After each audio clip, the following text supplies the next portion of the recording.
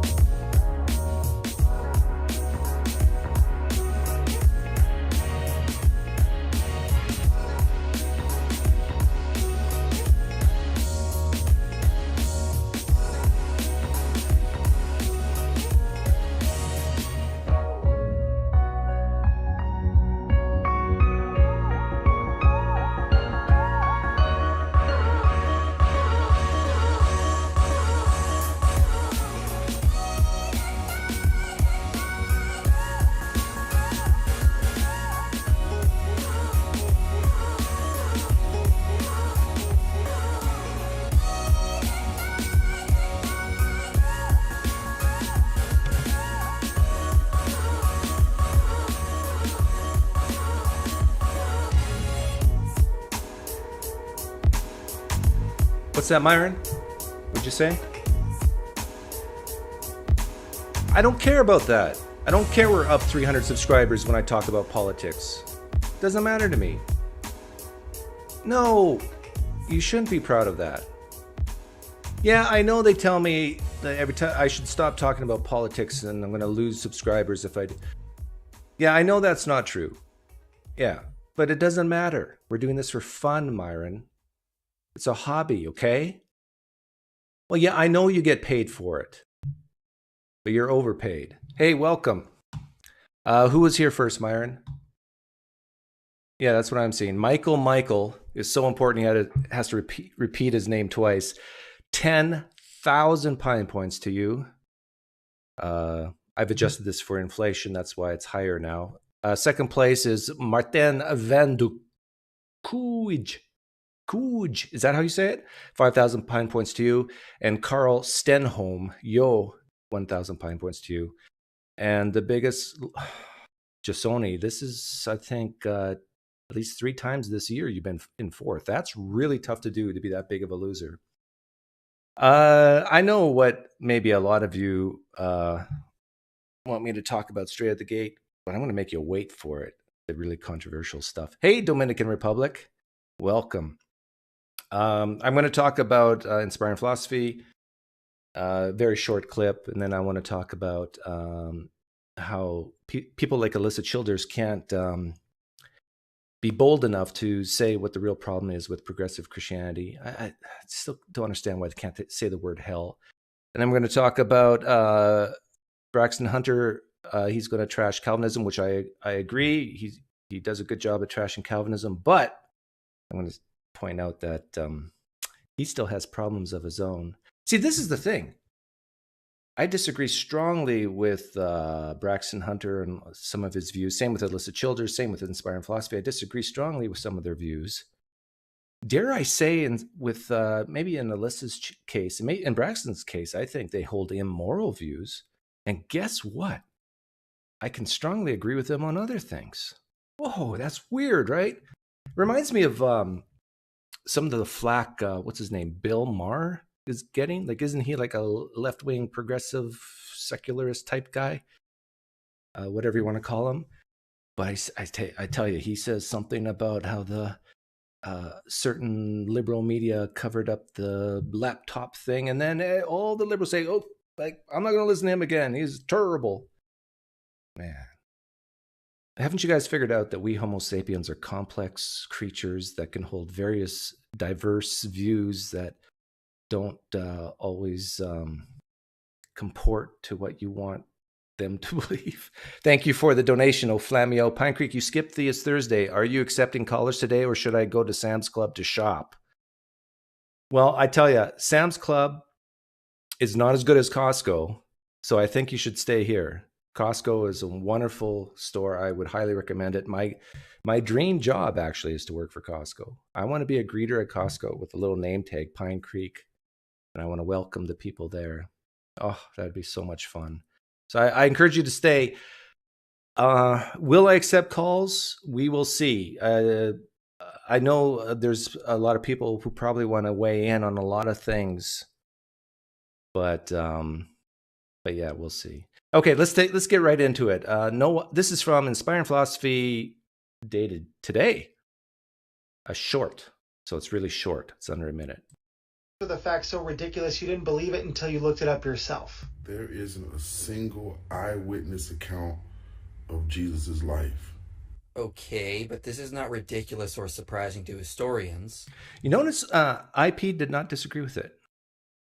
I know that went by fast, and some of you from Alabama didn't quite get it, but here it is again. This was the fact so ridiculous you didn't believe it until you looked it up yourself. There isn't a single eyewitness account of Jesus' life.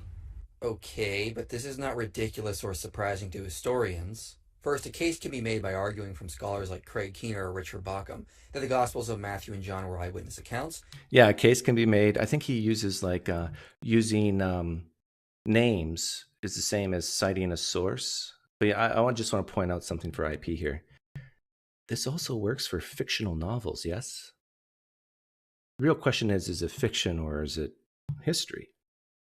But you can read a novel or you can read a book not knowing if it's fiction or history, whether it's storytelling or not, maybe a combination of the two. And if the story is talking about characters, that doesn't mean the character in the story is actually the source for your information. But good try, Bauckham. And the Gospels of Mark and Luke were based on reports from eyewitnesses. But let's just say they're wrong for the sake of argument. This still wouldn't be a problem for historians, because we don't have any surviving eyewitness accounts for most historical people from that time period. Well, yeah, I think that's right? We have very few eyewitness accounts for historical period of that period, except for Tiberius, right? Don't we have a lot for him? People who actually wrote about him, knew him, and wrote while he was alive. Just want to point out to all the Christians listening, we don't have any of that for Jesus. Hannibal of Carthage, who crossed the Alps with an army and elephants. We have no surviving eyewitness accounts of his life and deeds. We don't have any eyewitness accounts for the life of the high priest Caiaphas, or Joseph, John the Baptist, Judas the Galilean, or Honi the circle drawer. Of the Jews who lived during that time period, the one who we have the most information on is Jesus. I would say that's false. The one that we have the most information on is Jesus. But if, he changed the title. I watched this just a few hours ago and he used the word contemporary. I'm sure of it. Now he changed the title because I think he agrees. So he might be right in the sense that popularity, like 100 or 200 or 300 years after Jesus, and that we have a ton of stuff, a lot of manuscripts. But for people writing about other people while they're alive, that's false. We have none of that for Jesus, and we do have stuff like that for other ancient figures. Context, this is not odd or ridiculous. Most ancient texts from that time period have simply been lost to history. Yeah, most ancient texts of that time period has been lost to history.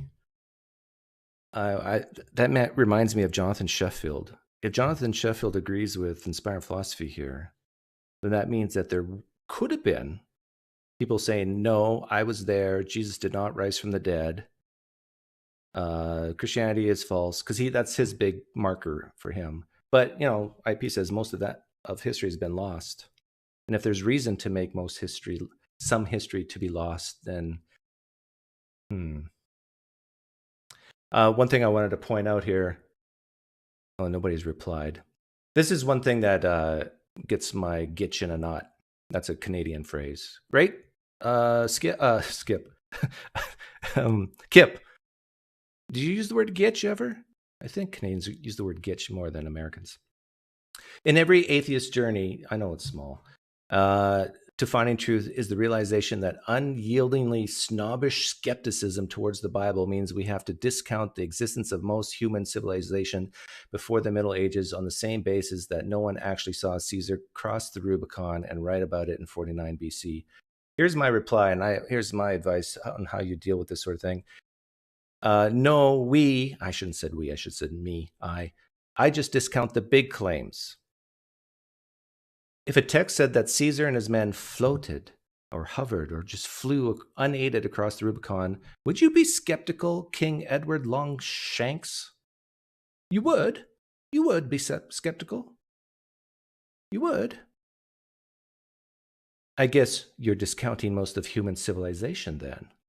You're welcome. Thanks for the donation, Best in Show. I hold you personally responsible that every time I hear Otangelo, I cannot get Kermit the Frog out of my head.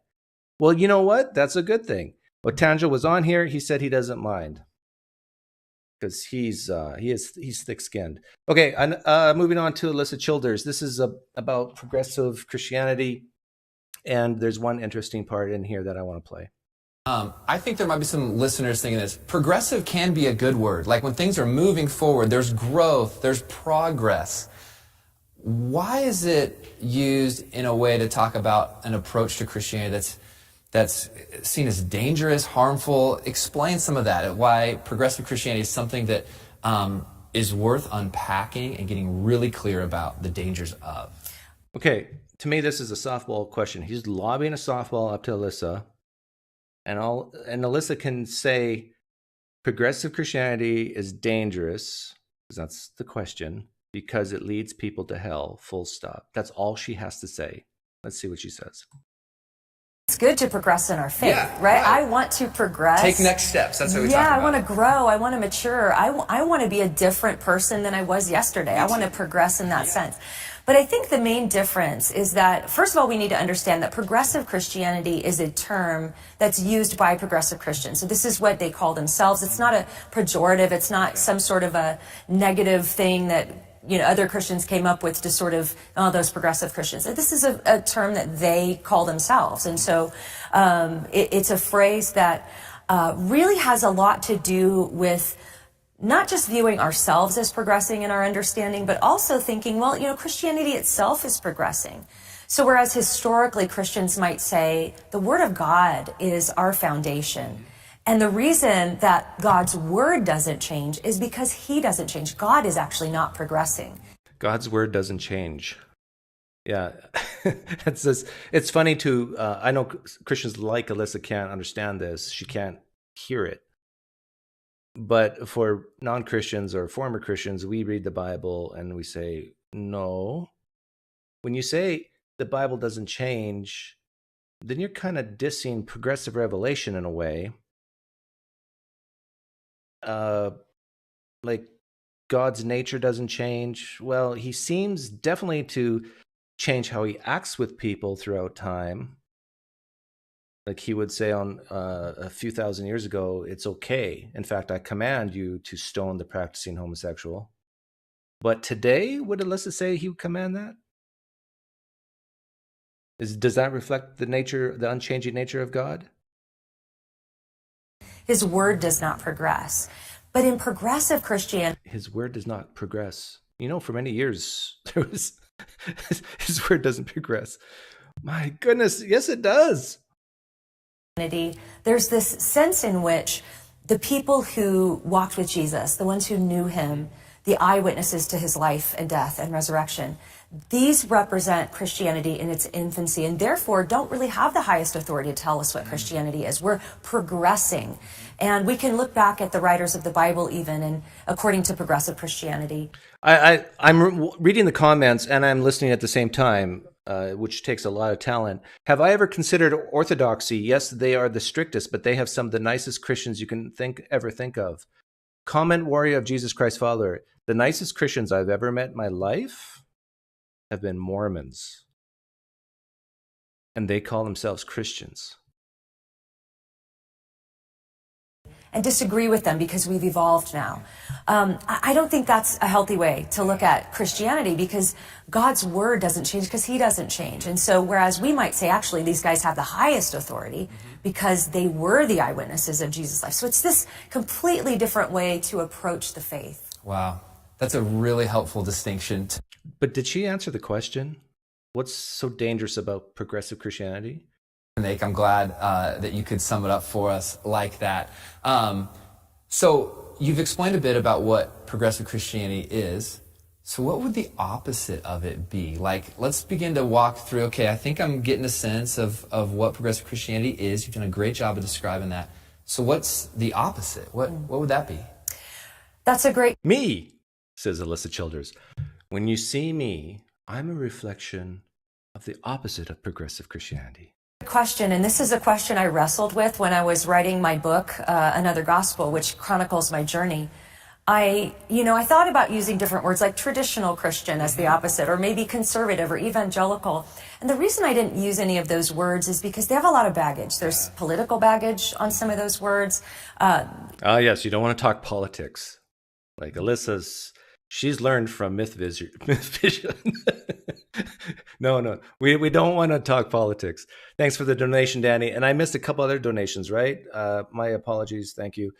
On my channel, I asked Dr. Rasmussen whether people should believe in God. He said he would not say that people should.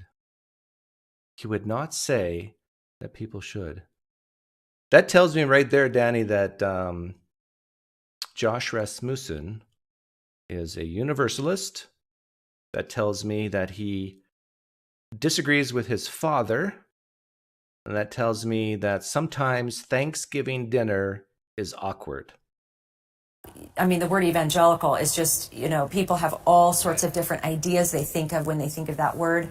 And so I wasn't interested in defending any kind of a political label or even a movement. I wanted to defend, what is real Christianity? What is it at its core?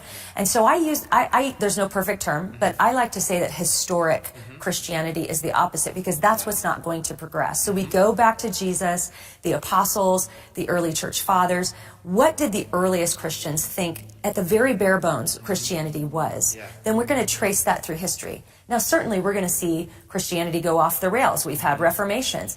And the reformations have always been to try to get back to that original, authentic Christianity.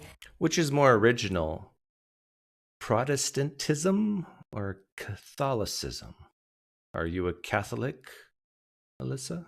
And that's what I would consider to be the opposite. Christianity is certainly more than this, but it can't be any less than this. And that's where progressive Christianity is really challenging a lot of those core assumptions. Yeah. At SMCC, we work really hard to distinguish the gospel, like you just mentioned, from anything else, religion or irreligion. We did a series one time called Gospel-ish. Whenever you add ISH to the end of the gospel, it might be something similar, but it's not the same thing as. It's ish. We did a series about that.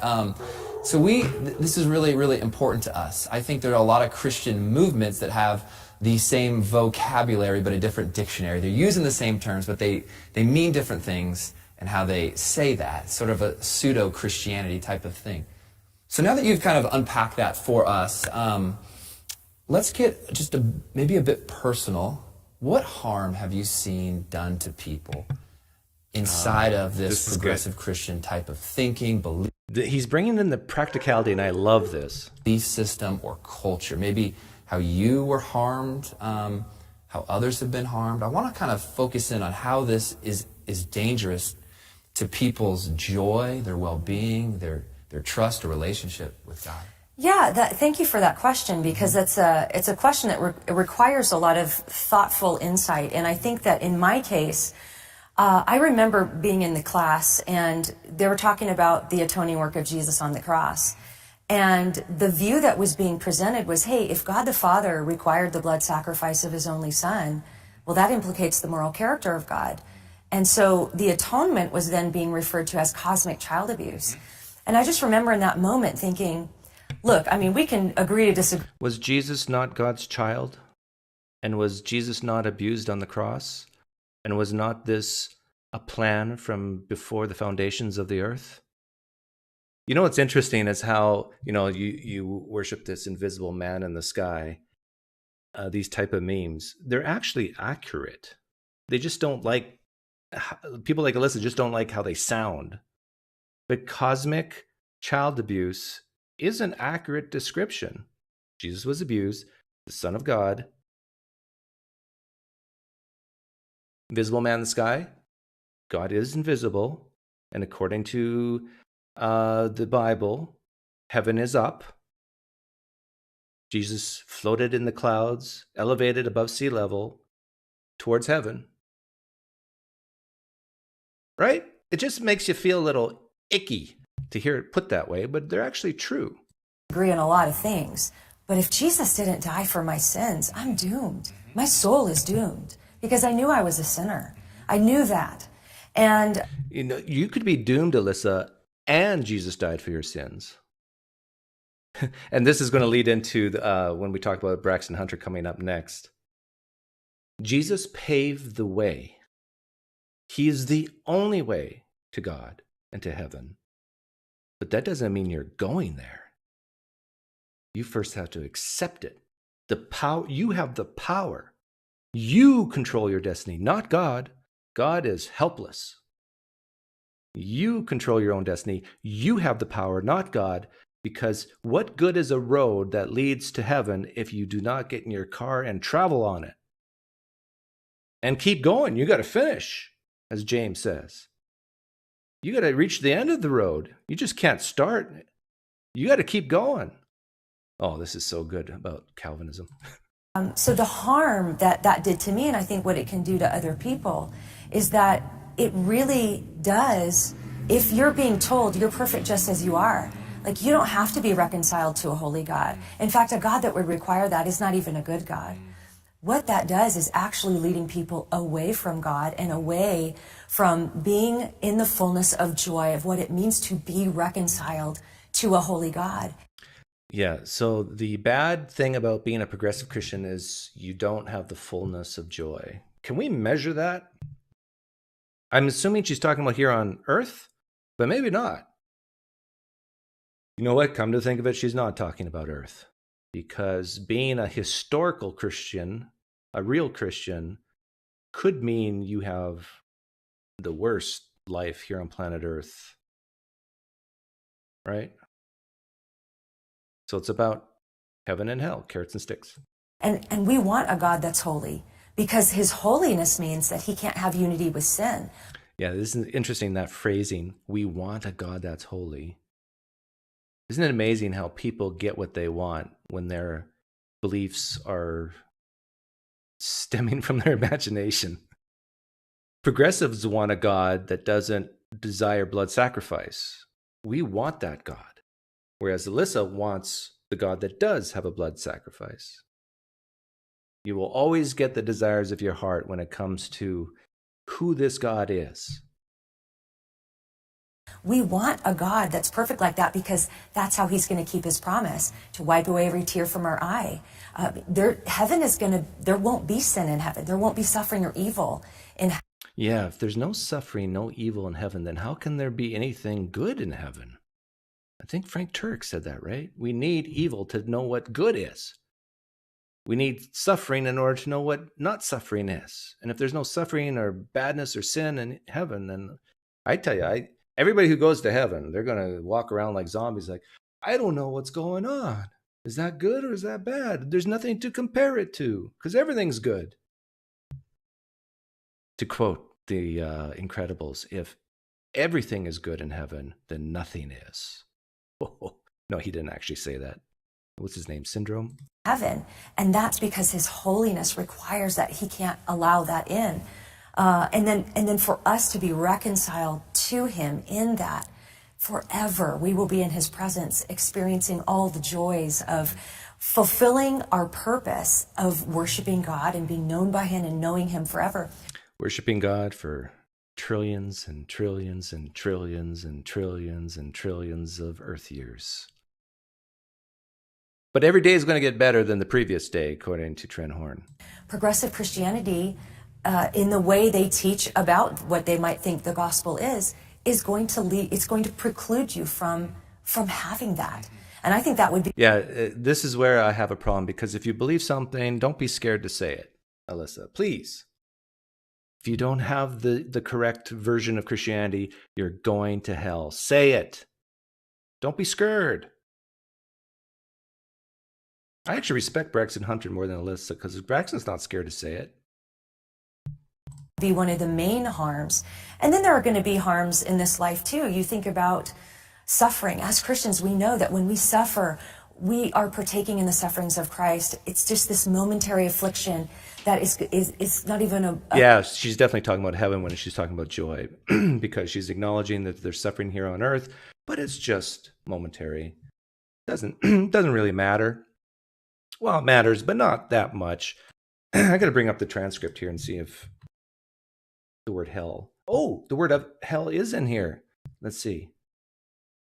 And protect the beautiful gospel message that Jesus has given us. It's the same gospel message that has the gates of hell have not prevailed against for 2,000. That's no fun. There's no judgment there. It's just the word hell is used as a descriptor, not like an accusation or a judgment. Disappointing. Okay, so that was Alisa, a person who believes that if you don't have the correct definition of Christianity, you're going to hell, but is too scared to say it. Okay, let's go to Caption Christianity. This was 3-4 days ago. The best argument against Calvinism. They should, Cameron, should have called me in. I'm an expert in this. Don't bring these theologians in. They don't know what they're talking about. At CCV1, this is so awesome. It is so cool just to be able to not only just get with you, which we've become friends, and we've been friends for 2 years, maybe, I think, something like that. 2019, when I had a debate and we connected. Yeah, with you, I feel like it's like we've been friends not very long, but then also forever. Yeah, it's weird. That's right. So when I saw you in person, it's like, okay, well, this is Cameron. I already know Cameron. Yeah, I felt the same way. I saw this argument against Calvinism. Okay, so this is going to be one of those dodgy answers. But the dodgy answer is, as you know, a good syllogism, a good argument could be really well put together. It could be valid, could actually represent what is true, but it doesn't mean it's convincing everyone. So the best argument against Calvinism is going to depend on the person a lot of times. Now, first of all, the best argument against Calvinism is it makes you feel icky. I mean, it makes God look terrible. I think that so dodgy. It is very dodgy. I'm Braxton the Dodger Hunter. But you know, the point is, Scripture is going to be central for those of us who have a high view of Scripture and consider it to be our authority. Then we're going to want to look at the Bible and look at Scripture. And I have to say, Cameron, if I was convinced today that the Bible teaches Calvinism, I think I would be a Calvinist. Okay. When I was younger, I used to say... See, but there's no way for you to come to that realization that the Bible teaches Calvinism because of your personality type, the way you were raised. You tend to be less judgmental, more merciful. Well, actually, I don't know about that. But you really do, I think, agree with me that if Calvinism is true, God does indeed look like a schmuck. And so therefore, there's no way for you to see those verses that support Calvinism as true.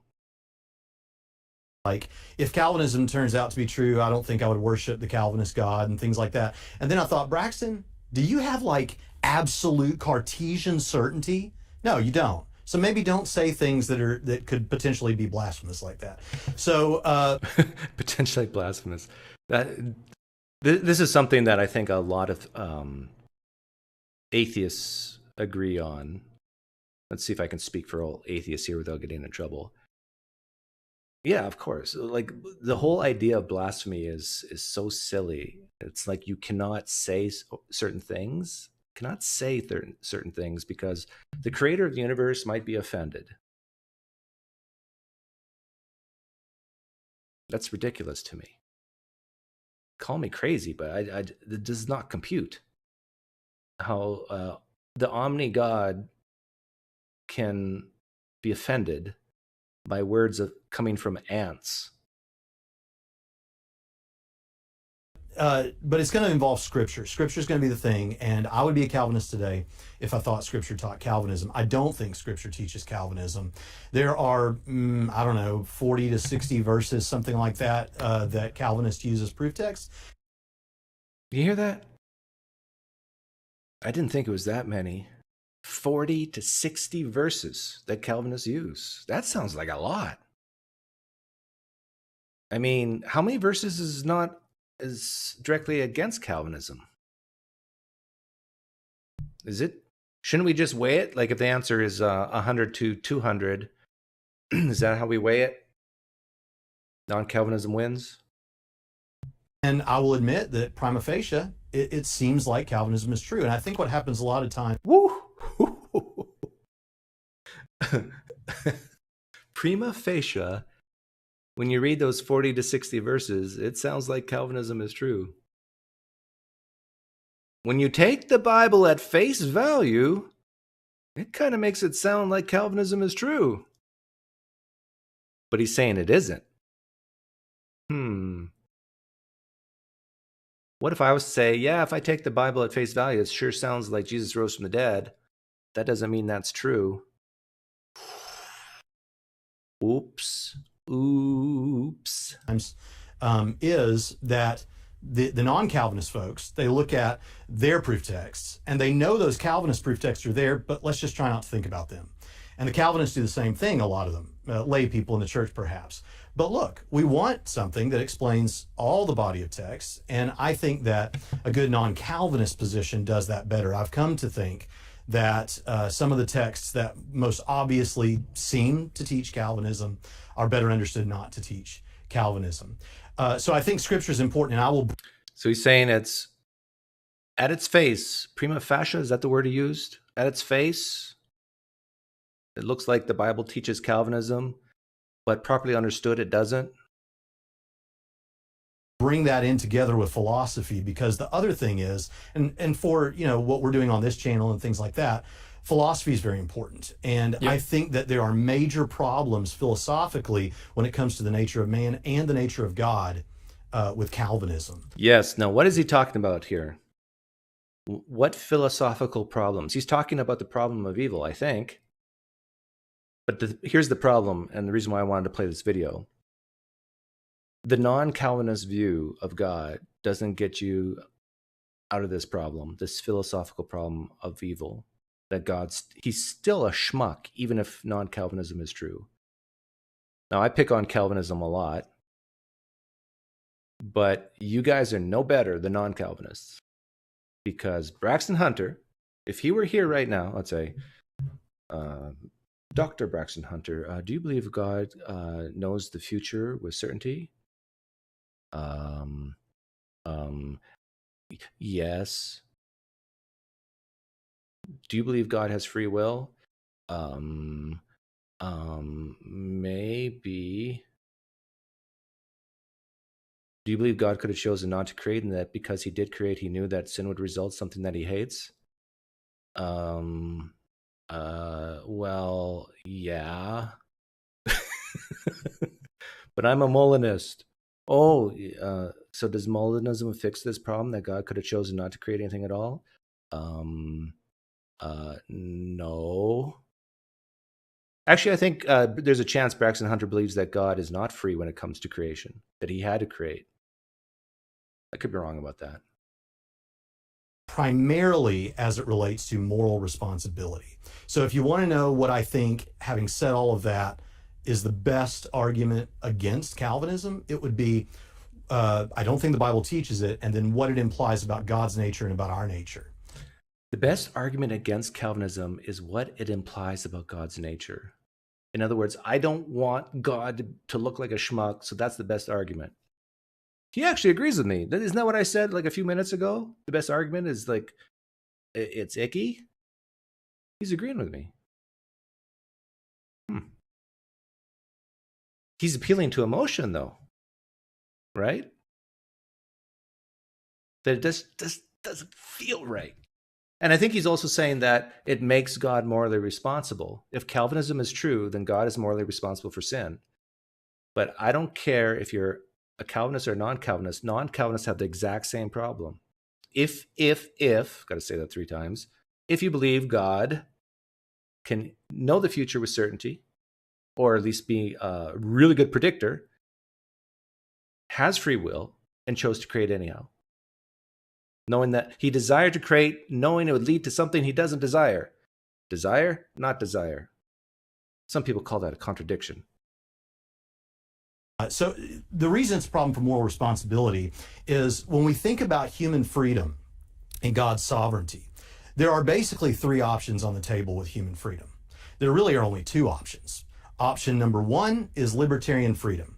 Now that sounds really complicated, but libertarian freedom is what a lot of people think. They just naturally think about their free will. They think, yeah, I can choose to do this or that.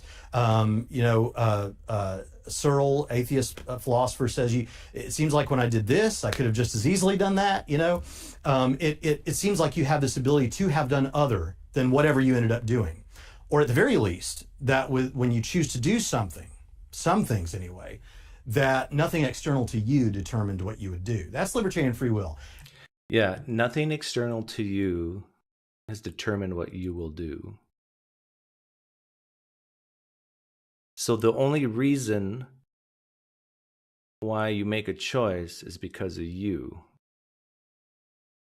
But a lot of things were out of your control on where you were born, how you were raised, your cognitive abilities, what foods you even eat, which determines your development.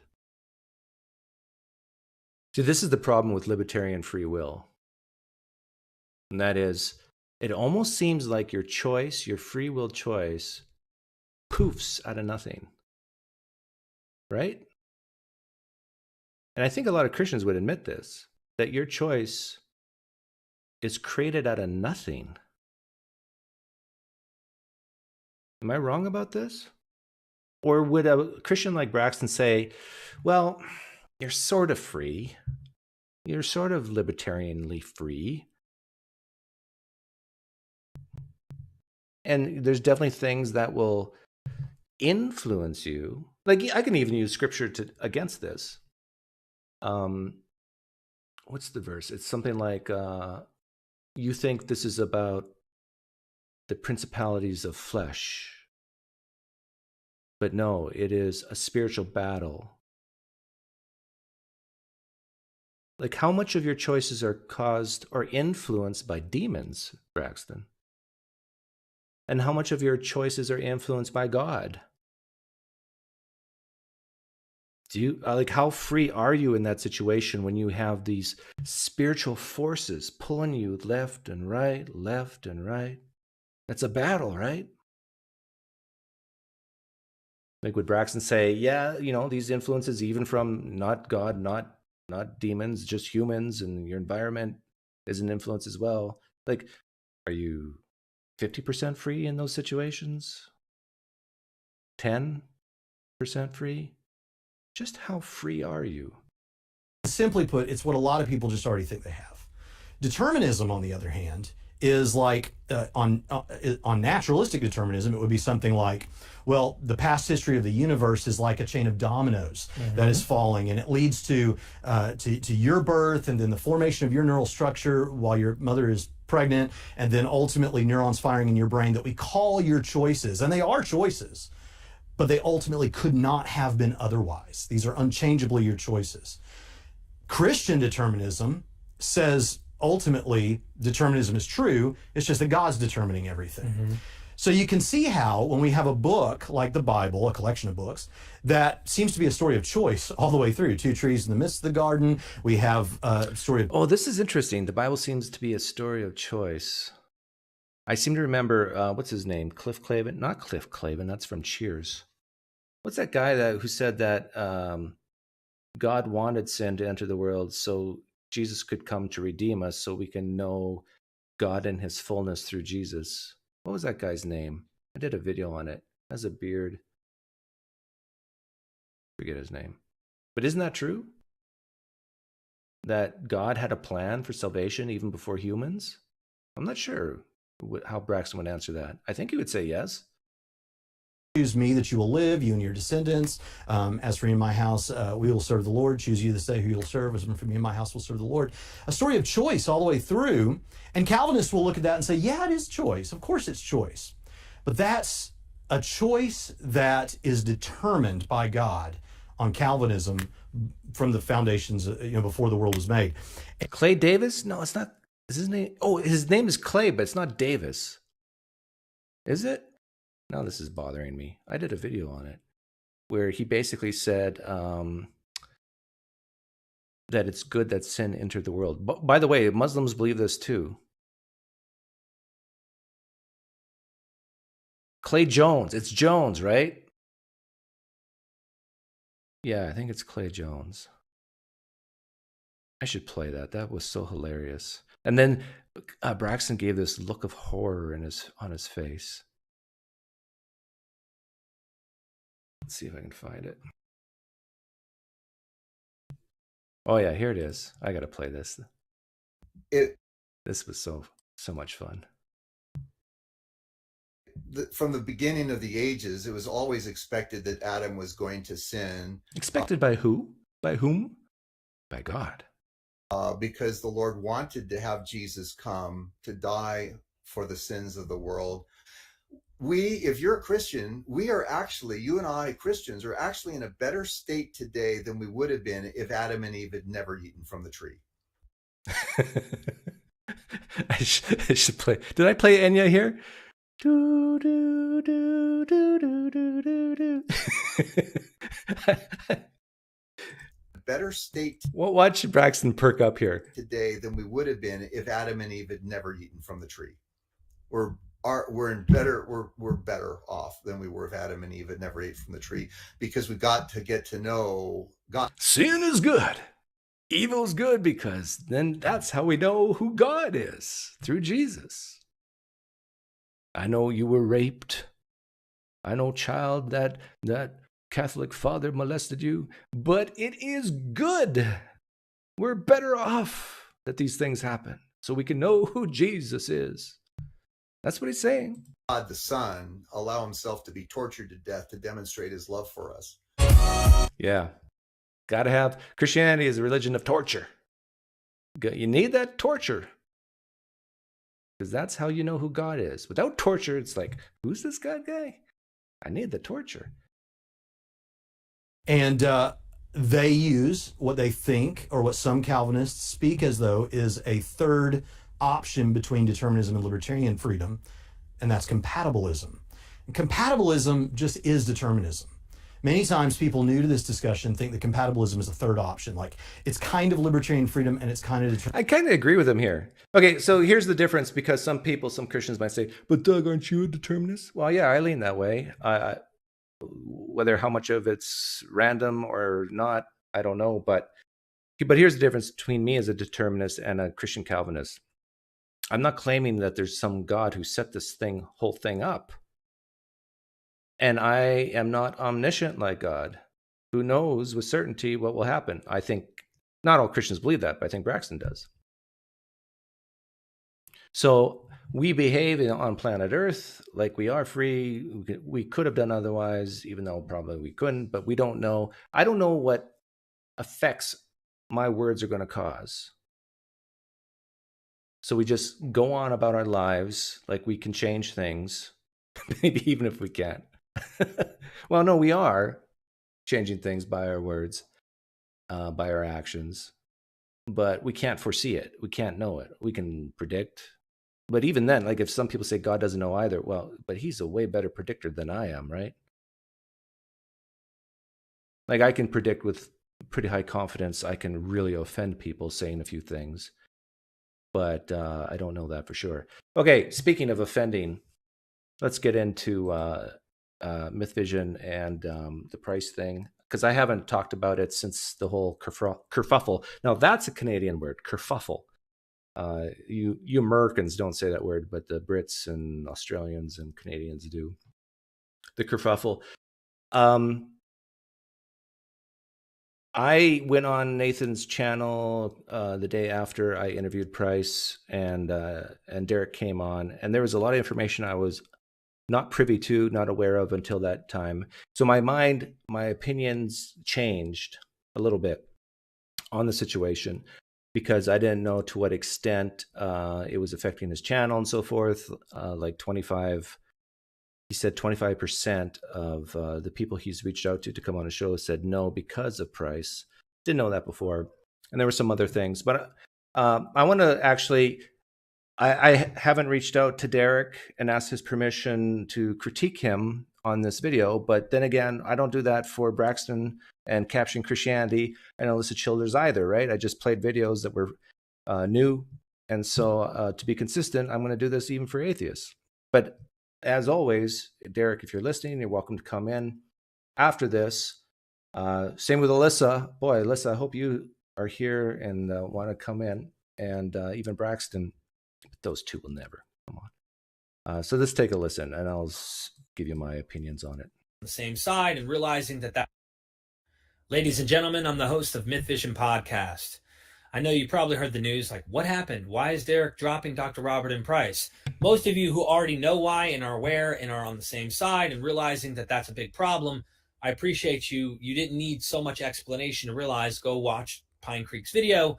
And of course, there's so much. I don't want to get into all of it in this video because there's just so much. Yeah, and some people probably missed a lot of things I said on Nathan's channel the day after I interviewed Bob. So how do I sum this up? Let's talk about the complaints against me. Why didn't you push back? Number one, Robert Price is really difficult to rein in when he starts talking. He is a bloviator.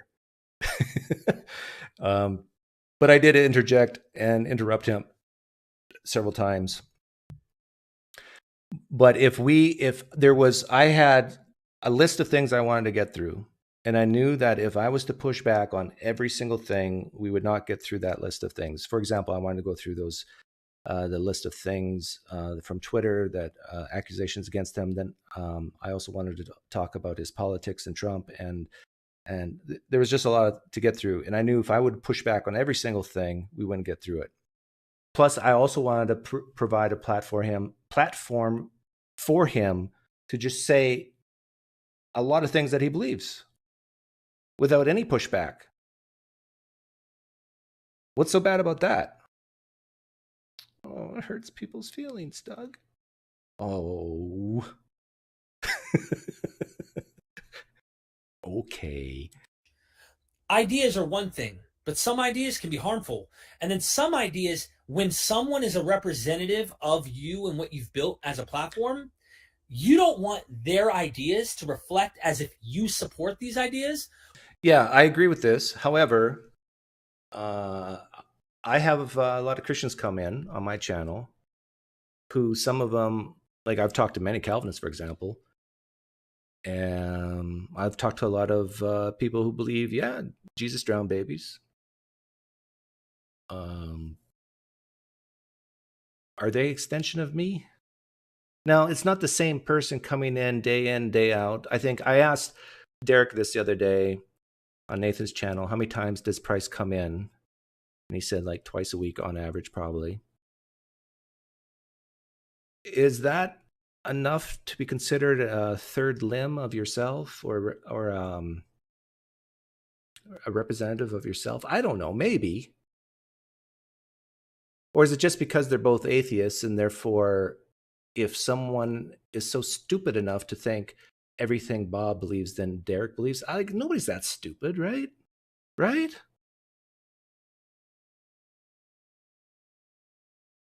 So... Or that you're going to cater to these kind of ideas that are out there. Yeah, I kind of disagree. I think sometimes it is okay to cater to ideas that you find repulsive. And when I mean cater, I mean put out there, put it into the ether. And here's the reason why. And to me, it's obvious, but maybe some people haven't actually thought of it this way. But the most craziest ideas, even the ideas that you think are the most hurtful, actually might be correct ideas. And it's only through engaging with these ideas do we get closer to the truth. Right? Now, some people are probably thinking to themselves, well, there's no way Bob Price is right about his politics. There's no way at all. And I get that. But I also say there's no way Christianity is true, right? But what if one day God lights up my water-soaked napkin in the name of Jesus? I got to rethink things. So it's all based on the evidence. Dr. Robert M. Price is a 2-time PhD, 3-time master's degree Bible expert. The guy is a genius when it comes to Bible stuff. At the end of the day, he also, I think, feels like he needs to push back on society with his politics. Yeah, and that's his right. If he feels he needs to push back, he can push back. And how he views the world, his social, economic views of people with race and issues, you name it. And I've always told him, I wish you didn't talk about politics. I never want politics to interfere with Mythvision.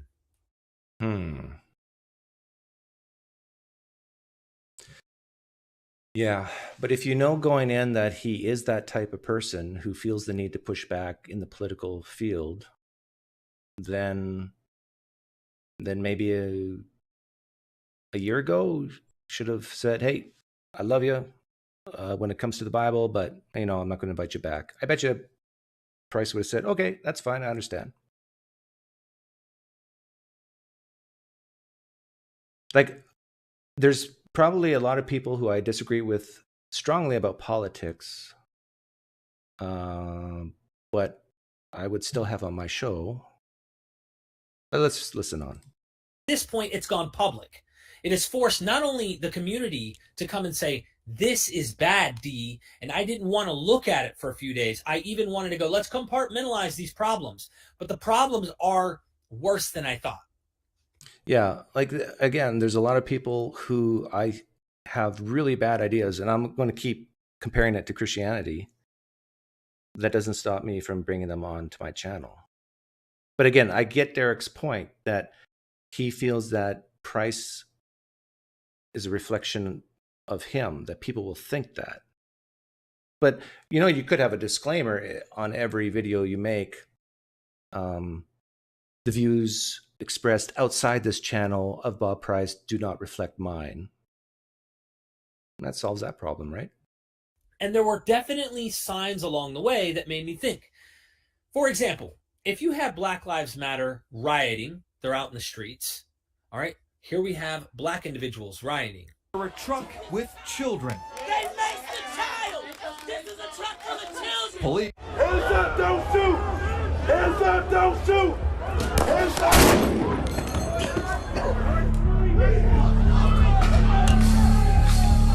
Then you have rioting taking place at the Capitol building, and these people are rioting, but they're not thugs.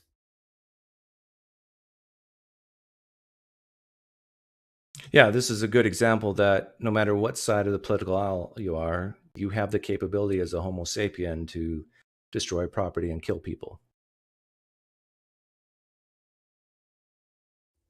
They're not considered criminals. These are patriots doing the right thing.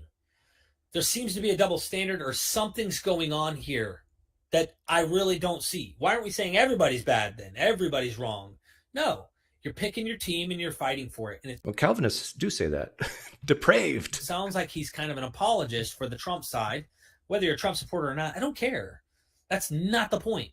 This die-hard mentality of patriotism in his mind has driven him to die on a hill that I don't think he should have, especially going out in the public about it. Okay, yeah, and that's your opinion, right, Derek? He should not do that. And he would say, well, I think I should do that. So what do you do now? And this Capitol scene, the Capitol building that's been, if you will, stampeded by a bunch of Trump supporters, he sees those as patriots. And when we had a conversation before in the past, Dr. Price isn't ashamed to say what he thinks. Right.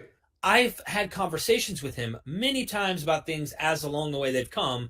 And for example, the Capitol building, he said that he wished a civil war happened. Bob, a civil war? What do you mean? Like, I wish... Yeah, I disagree. I don't want a civil war. The United States had a civil war. And Democrats got their own place, their own land, their own states. Republicans got their own land, their own states, their own space. And that this war, like the first Civil War, takes place. Now, I don't know about you. That sounds apocalyptic. It almost sounds like a... Yeah, it does sound apocalyptic. I agree with you, Derek. But so do Christians. There's many Christians who want the end to come soon so they can go up and spend eternity with Jesus. But that doesn't stop. I don't think that would stop us from having them on our shows, right? People who actively want the world to end. we'd still want to talk with him. And you know what? There's people who want the world to end, who are apocalyptic, still could be right on a lot of things in their life, even though they have these terrible ideas in other areas. A cult of hoping that an end to this happens. It may not be religion in terms of a ontology of biblical stuff, but it sounds like almost a religion in a different way, a political, social movement. Then there's some really controversial stuff. I want you to look at these memes that he made. These look racist. That's from someone who's a friend. And these look racist. The question has to be asked, so what? Right? There's going to be a lot of people who hear this and say, I can't believe PineCreek asked that. So what if it looks racist? The real issue here is, in my opinion, is it causing physical harm? And this is where there's a fundamental difference between me and a lot of other people, I think. And that is, unless you can prove a direct causal link, or at least a high correlation, a high probability, you can have what sounds like racist ideas, racist remarks. And that is not necessarily bad. And I know there's some people they're going to disagree with me very strongly on this. But I gave the example on Nathan's channel the other day. Let's say you have two black people, and I say the N-word, hey, you N-word, to the one black person, and they are outraged at me. I mean, furious with me. The other one says, nice one, Doug. Say it again. And honestly doesn't care. Now, if we tie the whole concept of racism is bad because it causes harm, then I've uttered the exact same sentence, and you would have to say one is racist in one case and not racist in the other. So it's up to the receiver. In other words, we only know something is racist in hindsight. Does that make sense? Now, unless you say something can be racist without causing harm, then you can say in both cases it was racist. But I don't think a lot of people want to go there. They don't want to admit that racism could be harmless. And then a lot of people don't want to go to say that racism can actually do good. And I gave an example on Nathan's channel, for those of you who missed it, where someone, and it all depends how you define racism, right? And that's why this is so tricky. But if you define racism the traditional way, the old way of believing someone's inferior to you, believing a race is inferior to you, if someone uses that racism to feed the hungry, clothe people, give homes to the homeless, provide opportunities for employment, because they view this race as a stray dog, and they love stray dogs. Stray dogs are inferior to them, but they love stray dogs. And they take in stray dogs and they help stray dogs. They view humans the same way. It's kind of bizarre, right? But you're actually helping the stray dog, and you're helping this inferior race that you think is inferior.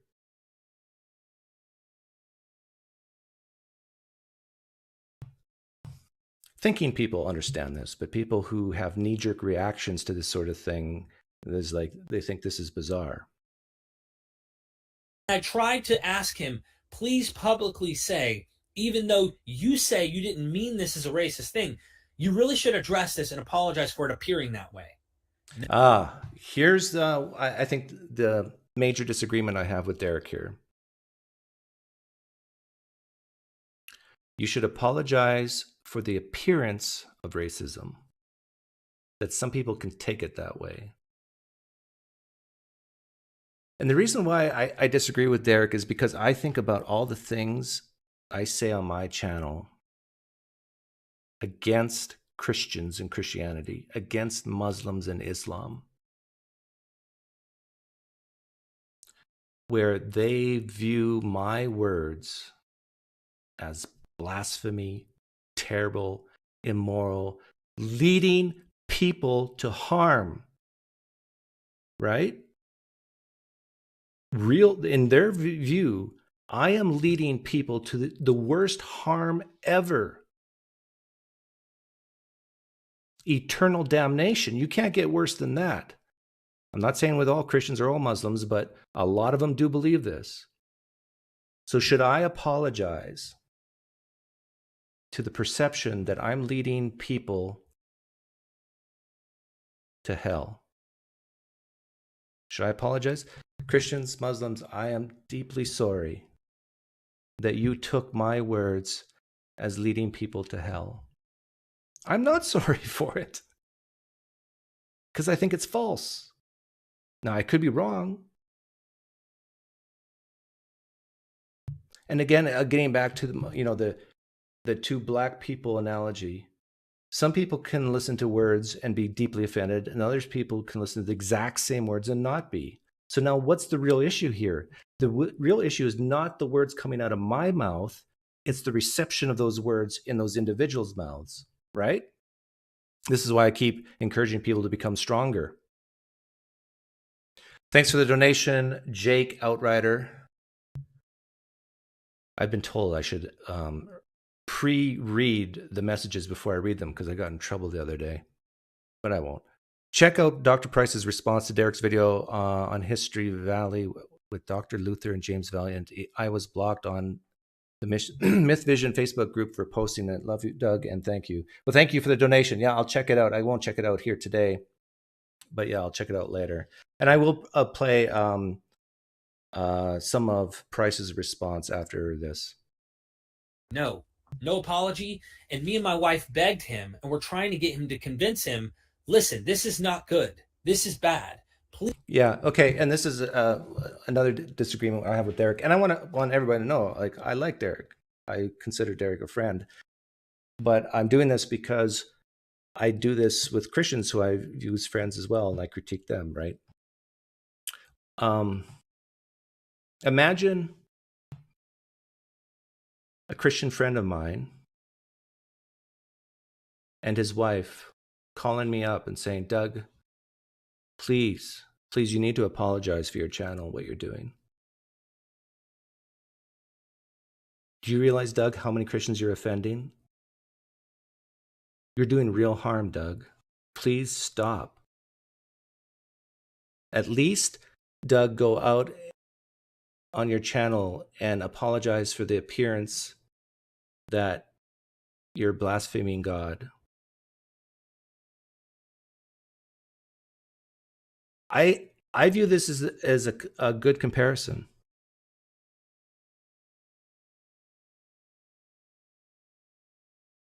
And I would never do that. I mean, I truly believe what I'm saying is true. Otherwise, I wouldn't believe it. I'm not in the habit of purposely believing false things. But admitting that I could be wrong is a good step. But still, I'm not going to apologize for my opinions. And I'm not going to apologize by how my words could affect people.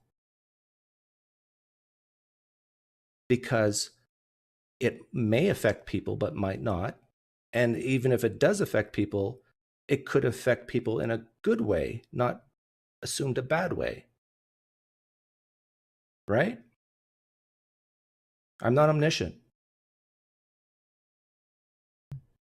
Please, I really, really need you to do this so that I am not stuck in the situation I'm in, having to look at this and go, well, no wonder 30 academics I've emailed aren't interested in joining on a platform with someone who's published on ideas like this for the world to see how he views the world, for the world to see how he views society, how he sees people. Yeah, okay.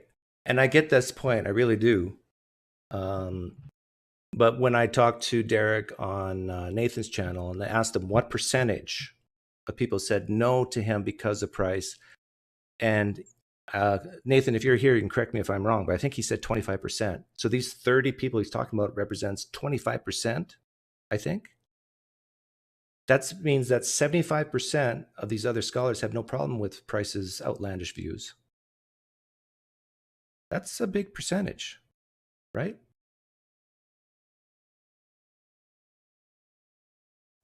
that I do not agree with. There are so many moral issues that I've tried to compartmentalize on how he views things, but now that it's on public eye and he's speaking out against it, it falls on me. I've been called so many names, and you say, that's the peer pressure. No, the peer pressure is the point that, Derek, don't stay stuck defending this man to try and have him on your platform. You don't have to defend him. Just say you disagree with him. At all costs, to sacrifice what you built so hard to do, and yet he keeps on talking these things politically outside of Bible discussion. I wish he never talked about politics or any of these issues. Yeah, and people say the same thing about me. I wish PineCreek would not talk about Christianity or Islam. I mean, I agree with Doug on his politics, but if only Doug from PineCreek would stop talking about Christianity, I just wish he would never do that. I interviewed Greg Kokel the other day, and one of the first things he said to me was that he and I were agreed on these CRT issues. Actually, no, he talked about Peter Boghossian, I think. But anyhow, an atheist and a Christian like Greg Kokel can agree strongly on one thing and disagree on others. But I don't think Greg Kokel would ever say to me, I wish, I agree with Doug on some of the CRT issues, but I wish he would stop talking about Christianity. I don't think Greg Kokel would say that. In fact, in that same interview, I think he said the opposite. He said, yeah, Doug, you have a point of view. I understand it, and you want to get it out there. Go ahead. Do it.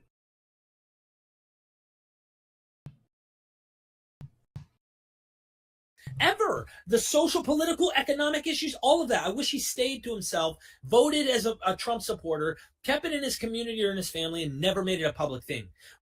Yeah, but you just can't. I know you said wish. You wish that Robert Price never did that. But he did. And then you just have to make a choice. You have him or you don't, and you've chosen not to. And that's fine. We would have never had this problem. And this is why I didn't have that problem. I hid from this on Mythvision for many years because he's published problems. Well, what did he just say? Community or in his that. I wish he stayed to himself, voted as a Trump supporter, kept it in his community or in his family, and never made it a public thing. Whoa. See, I disagree with this too, Derek. Like, someone could say to you, I wish you would keep your biblical history scholars to yourself. Like, don't promote them. Just keep it within your own group and have your own beliefs. And just keep quiet. Like, don't publicize the problems in the Gospels. No. I wish you'd just keep that to yourself. Like, a Christian could say this, right? You realize the harm you're causing, Derek? By bringing people on who expressing these very dangerous views. You know how dangerous it is to say Christianity might be false? Some people will have nervous breakdowns. Some people, their whole hope, meaning, and purpose is gone overnight. Some people will get physically nauseous.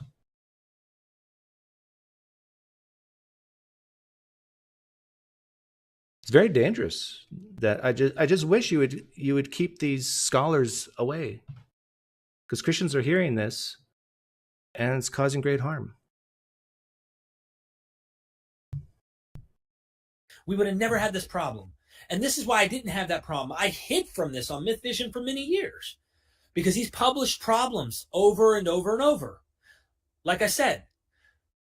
So for many years, you knew of this problem? Well, you could have nipped it in the bud by not having Price on at all from the very beginning, or maybe just once every few months, so you don't have that third limb or representation problem.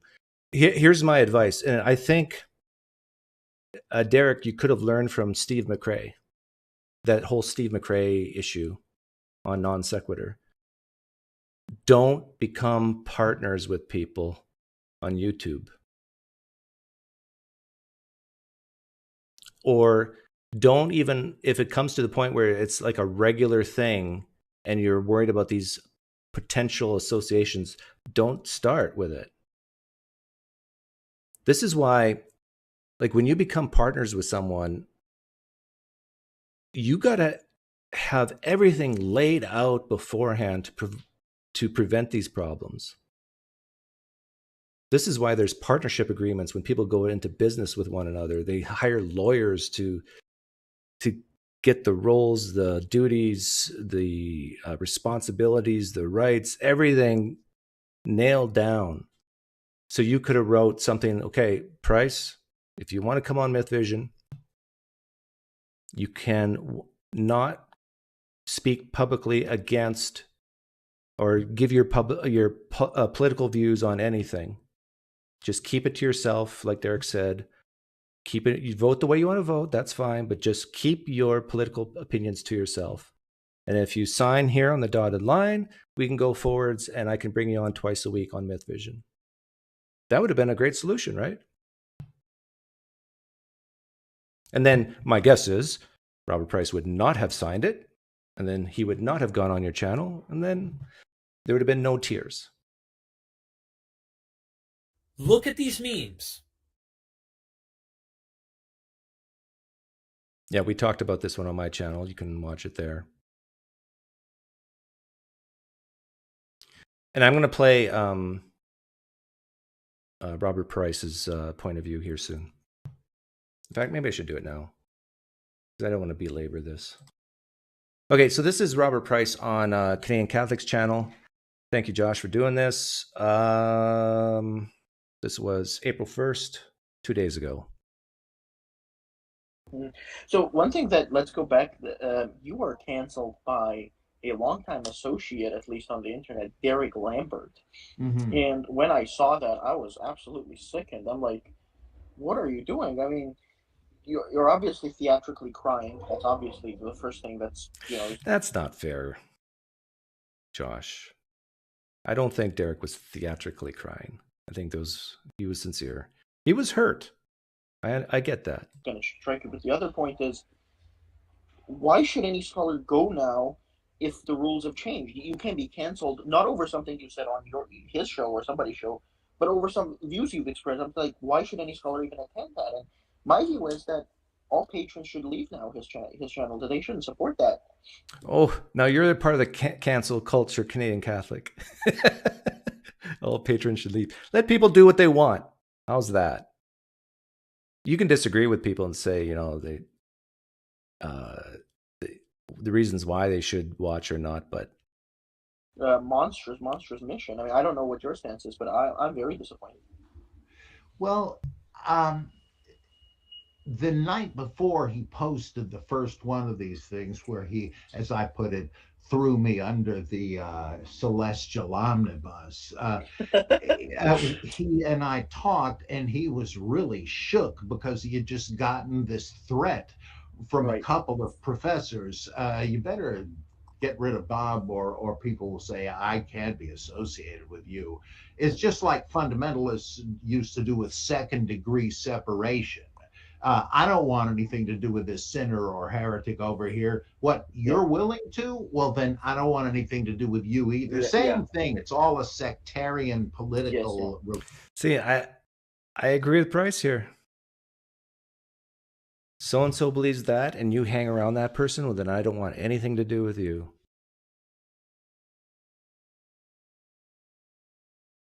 I mean, how in the world will anybody get along at this point?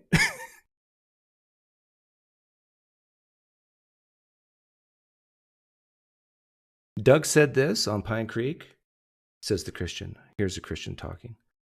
Doug said that about Christianity? And you're friends with Doug from PineCreek? I'm not hanging around you anymore.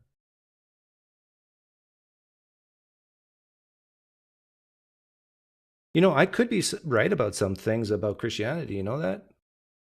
That this person might hear and get their mind changed. But no, they're not going to associate with me or anybody friends with me because, he said that. on an issue, on some other issue. This is why I'm for the sort of thick-skinned mentality. Get used to hearing things that you just strongly disagree with, that you even think is harmful, and get to the point where you don't cry about it. That you can hear it and have zero knee-jerk reaction. But I understand we're Homo sapiens. It's akin to what I'm asking people to do is to take a jug of spoiled milk, and I'm asking people to take a deep breath of spoiled milk and condition themselves not to gag from it. I understand it's extremely difficult. But what if that spoiled milk has something important to say? Religion, okay. So he worried because he has put everything into Mythvision, and he was legitimately concerned about income for his family. And so I said, well, look, he asked if I would consider apologizing for some of the things I had said that were construed as racist and all that, though it's easy to explain why they were not. But I said, I'm not kowtowing to these idiots. Of course, yeah. I'm not apologizing for anything. I'd say it all again. Yeah, see, that's the thing. Asking someone to apologize for something that they would do it again, and even apologizing for the appearance of some negative feeling. I feel Derek was asking Robert Price to lie. Maybe not, maybe that's too harsh. But he was asking Price to at least apologize for not understanding that some of his things can be viewed as racist. But again, isn't that the responsibility on them, on the person offended? Because again, some other people might not be offended who disagree with him, right? Like it's like, oh yeah, Robert Price with his crazy views, yeah. So what? I disagree with him, but that's, who cares? And there's other people's like, no. Like, I think Derek was asking Price to apologize to the people who are screaming, no. But how can Price apologize to those types of people when he really, truly believes what he's saying and would do it again? It's like me saying, or inspiring philosophy. Yeah, here's a good example. It's like inspiring philosophy saying, hey, you young earth creationists, you need to apologize to the Christian world for your views, that the earth is only 6,000 years old and evolution is false. You need to apologize because you're making the rest, you're giving the appearance that Christians are stupid and irrational, that they don't accept the physical evidence. Apologize, you young earth creationists. You're giving the appearance that we're all nuts. I don't think inspiring philosophy would ever ask young earth creationists to apologize for what they truly believe. Now, he thinks they're wrong, but he wouldn't ask them to apologize for it, for not even the appearance of being nuts.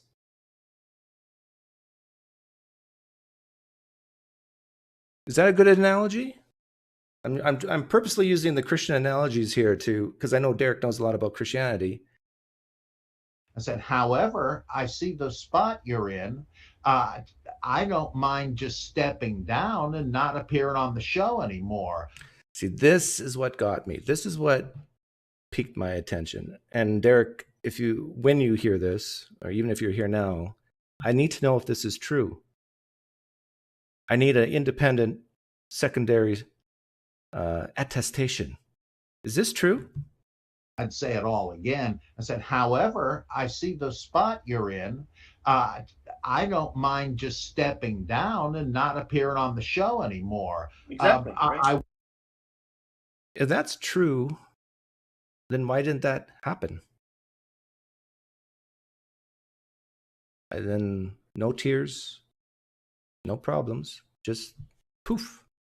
Robert Price is gone from Mythvision. Right? Am I missing something? Want him to be able to continue to bring all these stellar scholars into the public eye. That was the whole point of the Jesus seminar. It's a worthy goal, and I'm glad he's doing it. He's succeeded well. So I don't mind stepping out. He doesn't really need me if he's got Elaine Pagels and all these people coming in. Good point. If it's true that the people who won't come on Mythvision's channel is only 25% because of Bob, there's 75% that will, and Derek doesn't need Price, so just Price steps down, and that's that. Right. And so it seemed like, okay. Well, then the next day on this thing, he says not that he is succumbing to yielding to other people's objections. No, they're his objections. Yeah, it's that pathetic. he That's just finds my views morally repulsive. I thought, wait a minute. Nobody said anything about slandering me. Okay, now this is where I disagree with Robert Price. To say that Derek is slandering you for saying that your views are morally repulsive, like, so what if Derek says that about you? Robert Price, you have a thick skin, and Derek is entitled to his opinion. Now, you can disagree with his reasons and say he had poor reasons to make the video and say that publicly, but it's a free country. Right? If a Christian's listening to me right now, or some of my past videos, and thinks I am morally repulsive for my views on Christianity, my views on God, or that I'm leading people to hell with the things I say, they're welcome on my channel to say I'm morally repulsive.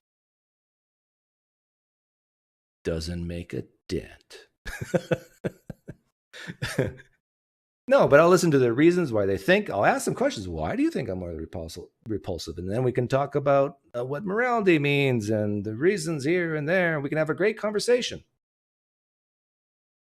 And betraying me. And so I said, I'm sorry. See, betraying me.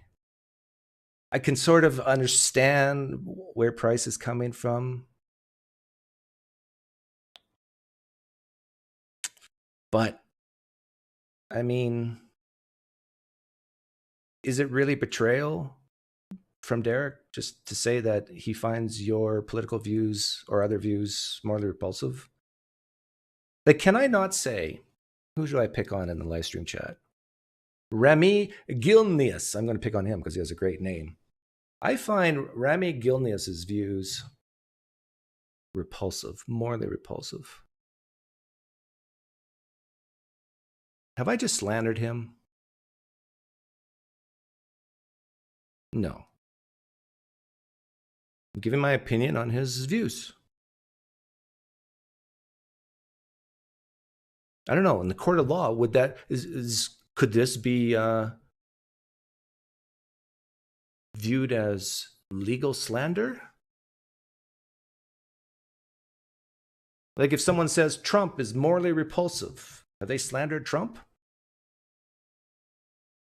They're giving their opinion, right? I don't think you can slander someone for saying stuff like this. But I don't want to ever hear from you again. You've crossed the line. I can't, with any self-respect, continue any kind of relationship. Yeah, and this brings up an interesting point that Price is bringing up. And this is why I want Derek to weigh in on this at some point. Is it true that Price just offered to step down and vanish from your channel? And if so, why did you feel the need to express your opinions about Price. I'm not saying you don't have that right and you can't do it, but I'm just curious, what are your reasons to express your opinions? And I think my fear is, and I think underlying all this from Price's perspective, is pressure from other people. I could be wrong about that, and I hope that's not the reason. I really hope that's not the reason. Because I think that if someone has a strong opinion about something and feels the need to put it out there, they can put it out there. Of course, there's probably exceptions. Hem Pracer says, I canceled PineCreek. Well, thank you. It seems like every time I get canceled, my viewership goes up. I'm sorry he burned the bridge, but he did. Yeah, that was pathetic. And, you know, just don't invite people. Like, you don't need this fanfare, right? Just don't invite them back. Digital Gnosis says in live stream chat, could it be because Derek was bullied into it by manipulative Twitter folk? Yeah, that's my fear. I hope not. I really hope not.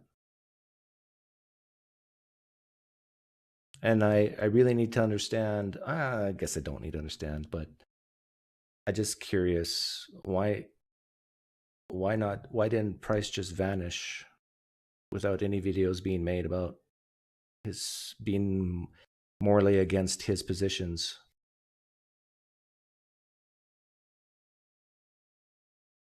I don't know. I think that's enough of that. And I'll try not to talk about this ever again, but that probably won't happen either.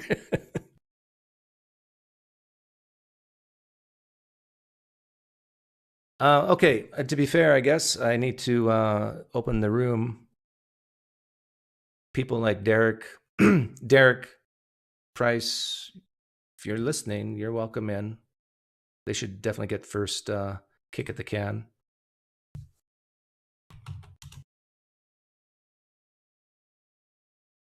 If there's anything I said that you disagree with, you're welcome to come in.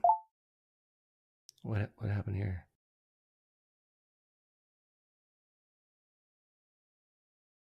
That's weird. Never seen that before. Okay, the way you do that is you click on this link that I'll pin.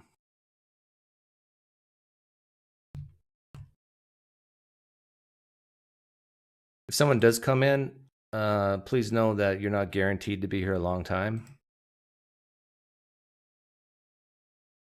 And know what you're going to say before you come in. Don't just come in to hang out. This is not a hangout. If you have a point, make your point, move on. If you have a question, ask your question in one sentence that's under 100 words and move on. Well, Tux, if you noticed this live stream, I talked about a lot of other stuff other than this.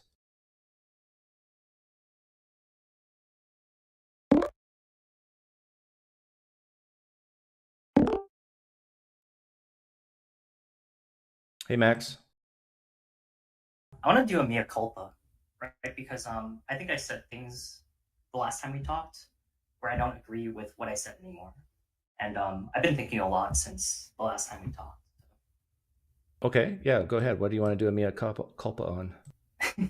Okay, I think you asked me a question at the end of the first segment. Do I think Robert Price is transphobic, right? Okay.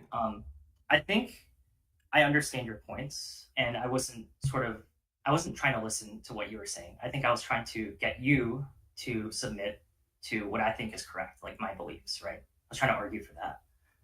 And I don't have that mindset anymore. Why not? I think what a lot of things you said in this stream, I really resonate with. So, okay. But what I'm saying is if you strongly believe in something, you should want to change people's minds. I do want to change people's minds. Okay. But I just want to tell them when they're wrong. I don't want to say that my beliefs are correct. Therefore, you have to have my beliefs because they're true. Because I don't think that does anything, especially for people that I don't really understand, and for people who have different thought processes. But on certain things, if you said you want to tell people they're wrong, but not say that you're right. Is that what you said? I said I want to tell people when they're wrong, but okay, let me go through my... Because sometimes it is a binary thing. And so if you say, I believe you're wrong, you're implying that you're right. Right? Yeah, so I agree with that. That's okay, fine. Good. I think my coming purpose, and if I do make videos, it's going to be around sort of empathy. Like, I don't think I was trying to understand what you were saying. Mm-hmm. And I think I didn't do that for Price. So I rewatched the Price video because I told you I didn't watch the whole thing, right? Mm-hmm. And I came into it without any, like, pretending like I didn't know anything politically, pretending like I knew no facts, and seeing if the assumptions that Price made, like, held up. You can say that, like, oh, I'm not transphobic because I have, like, a reason for this, XYZ, and it's a good reason, it's intuitive, and that's fine, right? So even, like, things that I think are personally ridiculous, like his explanation of Black Sambo not being racist, I think that he truly does believe it's not racist, and he gave, like, a reason for that, and you could argue, yeah, maybe that's the case, right? So I don't think he was racist, transphobic, or homophobic, given that talk, if I just came in there and I just sort of assumed everything he was saying on face value, right? Okay. But I still think he's a bad person. Like, even if I did that, I felt like he was a bad person. And even before the rioter talk, he said something. He never really addressed the fact that on the Michael Brown comments, he said, the mother shouldn't feel bad that her son died, right? She should feel bad that her son was a thug. I couldn't, like, imagine him saying that to Michael Brown's mom, and I can. still thinking he's a good person. Yeah. And that's where I draw the line. I think that there's a lot of, like, unless you're, like, a metaphysical realist about, like, morals, and you just believe in, like, something like divine command theory, I think we all use, like, ethical intuitions to parse out what we think is wrong and right, you know? Are you being a bad person by pointing, like, I asked Price during that interview what he meant by thug. Now, you can believe him, or some people didn't believe him, but he said that he defines thug as basically someone who has a criminal record. Yeah, but why should his mom feel bad that his son was a thug, right? Instead of feeling this remorse right there. No, you're assuming that it's a binary choice. Either you feel as a mother that can you bring up the comment again, because maybe that'll make it a bit clearer. Yeah, the thing is, I don't know if I could do that quickly, but okay, that's fine. But here's my point, that you're making it like an either or. It could be true, like, if I'm a parent and my son has a long rap sheet of arson, murder, even rape, whatever, and then my son gets shot, I can mourn my son's death, that he's no longer living. That's one reason to have to mourn. I can also mourn that my son chose that way of life, and I think, absolutely. So it's not an either or. So but was the comment an either or? Because I think it was an either or, and so that's what I thought was bad. Right, because, like, the mother isn't responsible for the sins of her son, right? You know. So. Right, but do you think a parent should mourn the fact that their child is a criminal? They should mourn for all the victims that were. Should a mother mourn that her son's a criminal? Should the mother mourn this? Should the mother mourn the fact that her son is a criminal? Yeah. No, she should mourn for the victims of the crimes. Should the mother wish that her son was not a criminal? Yes. Depending on the crime, of course. Should a mother regret that her son made poor choices? Yes, although that's kind of a weird question. See, really, you know what, Max? The way I'm phrasing my questions to you right now, and the way you're answering it, you're answering like Robert Price. Except the way he did it causes knee-jerk reactions. But if you actually think about it, you can. No, I agree with that. Yeah. The problem is that I think it was the case that he had an either or, and it's just, I think that you could maybe appeal to him and say, maybe you should feel bad about this. Like, even if I gave all of his other reasons, like some sort of credence, you know, right? Like you can regret or mourn or feel bad for the victims. Yes, you can mourn and regret the fact that your son's no longer living. Yes, but you can also mourn and regret the fact that your son was, in quotes, I don't deny a thug. that. I don't deny that. I don't deny that. What I'm saying is that I don't think that was what his comment was. I think it was an either or. No. And I think that is wrong. Well, okay, so you, like you're making the. You're saying that the reason why what Price said was bad is because he made it sound like the mother can't mourn for any other reason other than that her son was a thug. She should do that over the fact that her son was killed. She doesn't have the right to mourn, so to speak. She has the obligation to mourn the fact that her son was a criminal over the fact that he was killed. You know, it's easy for me to say this because I'm not experiencing it right now.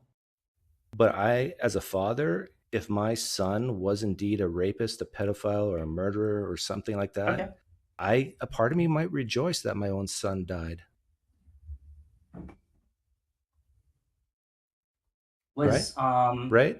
That could be true. Yeah. Yeah. So if that's the point that Price was making, that the mother should mourn more so that her son was a criminal than the fact that he's dead, I think that's a valid point, especially if he's caused tremendous harm on other people, right? Yeah, I think more so what you're saying makes Don't more you hate sense. it when I'm making you agree with Bob Price? I mean, I don't agree with Bob Price at all, but you kind of just answered my questions to lean towards Bob Price on this one issue. Did Bob Price say that? Because I think if you rephrase it then as either or. No, watch my interview with him, and when I asked him to define his terms, now you don't have to believe him. A lot of people don't. They just view him as a liar. But let's take him at his word. He defined thug as, regardless of color, people who are involved in continual criminal activity. And now, if you define it that way, then one could actually say, I mourn that my son is involved in continuous activity, and that actually his death is making the world a better place. Yeah, that's possible. Yeah. But if you make it like a binary choice, then another question. You can rephrase this another way. Actually, Max, I got another person who wants to come in, and I said, try to keep each person short. Can I say like two things just at the end? Very quickly. I think I'm gonna make a video about you, and I'd like to discuss something afterwards, maybe sometime. Anyways, see you later. See ya. Bye. Love you. Don't say you love me. You don't know me. I love you. No, offensive speech. Do not say you love me. That's offensive to me. You take that back, or I'm going to deplatform. Okay. I don't think you really believe that. Anyways, bye. No, actually, I do. I think the word love should not be thrown around like candy. I think you should reserve it to the people who you've known the longest, your family. Anyhow, but that's a side issue. Ray, shut off that other tab. Hey, Ray. I can tell by your breathing, this is the Ray I know. Wait. No, you're not the Ray I know. Sorry, okay. No, you don't know me. The first time caller. Okay, I thought you were a Ray I play poker with. Okay, what do you have to say? No. And you got to turn off your tab because I can hear myself in the background. Did you turn off the YouTube tab? I just paused it. Okay, good. And there's now people in the live stream chat saying they love me. Okay. And now they're really offending me. This is hate speech. Every time you tell me you love me, that's hate speech. Okay, go ahead, Ray. Oh, I'm sorry. I'm not talking to you, Ray. I'm talking to people. Long-time listener, first-time caller. Okay, welcome to the Rush Limbaugh show. Anyways, yeah. Yeah. So I've always thought of your so atheist, by the way. So sorry about that, but I'm sure you're disappointed. Um, That's okay. The only thing I wanted to say, the only thing I wanted to say, is that I feel like it's a little selfish of you when you request that a napkin burn in front of you, a water-soaked napkin burn in front of you as a proof that God exists. And the reason why, I'm sure you know, the reason why I say that is because only you would know, right? I would say, oh, this was a ploy. PineCreek was a theist all along. He's just, trying to trick us all. Well, no. I want the global proof. Yeah, well, the thing is, we could set up situations where, okay, today's April 3rd, April 4th, everybody fly to Vegas. We're going to ask scientists of all religions, all cultures, all biases to come into a room. We're going to have like a whole bunch of other people there, cameras from from all over the world. Is this really water? Yes, it is. Is this really a napkin? Yes, it is. No other gimmicks, tricks. We could put in tested conditions. Pray in the name of Allah. Pray in the name of Jesus. Pray in the name of Ganesh. Pray in the name of whoever, and see if it lights up. We could, but you always do the. Here, I have a cup of water. Well, yeah, but it's come in and. Yeah, I'm making a point. Are you seriously coming on to talk to me about this? This is boring. I'm sorry. I you know why? Are you usually a boring person? I am. I'm sorry. But well, don't apologize for who you are. You have to own up to who you are. If you are by nature a boring person, don't apologize for that. Anyhow, anything else you want to say? The people tell me. No, that's it. Thank you. Okay, Ray. Sorry for beating up on you, but room's open. I have a feeling he had other things to say, but I bullied him.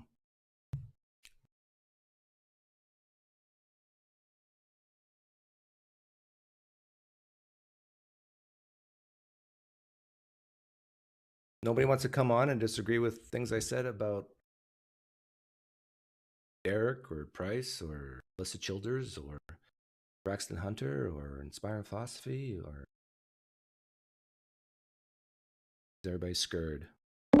Do I just make so much sense? Uh-oh. Hello, my brother. I hear music in the background. Oh, crap. That's my music. I'm listening. Give me 1 quick second. I apologize, brother. Brother. Come on, music. Oh, Ray, now the other Ray wants in. I'm so sorry. That's all right. Nah, it's all good. How you doing, my brother? I'm doing well. You come to poker tonight? Of course. I can't wait to lose my money. Excellent. Like I always do. Excellent. Now, I just want to come in and say, hey. Hey. I love you, my brother. I love you. This is hate speech. Hey, guess what? You're racist against white people. Oh! I'm going to get you back. If you're going to love me, I'm going to...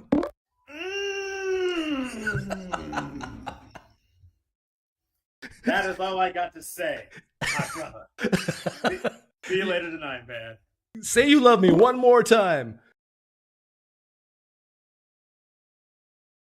I'm going to let Kip in. Because I am prejudiced for Canadian. Oh, that's annoying. What's annoying? That I'm prejudiced for Canadians? No, it's annoying that I'm not hearing you through my earbuds. Oh. Okay.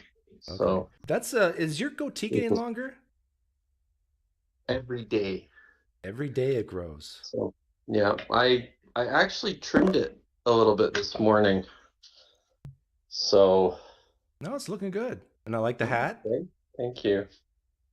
It's a good hat. It's the wrong Alberta team, but still you're in the same right province. I should be wearing the hat of the team full of losers that's in the third place in the division right now. I don't know.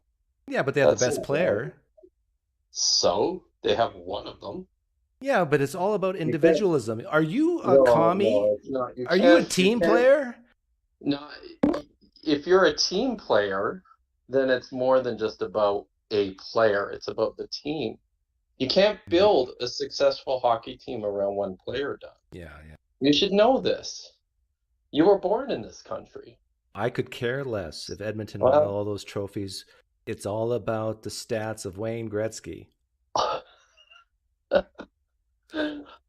Okay, forget the chit chat because we're going to bore people with hockey. No, I know. You're here to talk about price, right? Yeah, and I've got maybe I thought I could contribute a perspective here. You talking about whether or not Derek should kowtow, I suppose, to the opinion of a number of scholars who've chosen to either 25%. appear or not. Yeah, 25%. Roughly. I got two things to say here. First of all, in my experience, and a lot of this is outside of the control of lots of scholars, but they're going to be very, very sensitive and concerned about their reputation, their brand, and where they lend their scholars name. have a brand.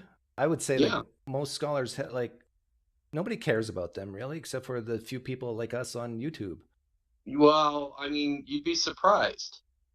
So I think, in my experience, most scholars are pretty sensitive because they're publishing and they're getting feedback on a regular basis from their peers. So they're going to be sensitive to that, and maybe hypersensitive to that. I think that produces a bit of anxiety with regards to, where you're going to lend your name or your faith. And I know a little bit about this from experience, because I did work for a number of years for the Museum of the Bible.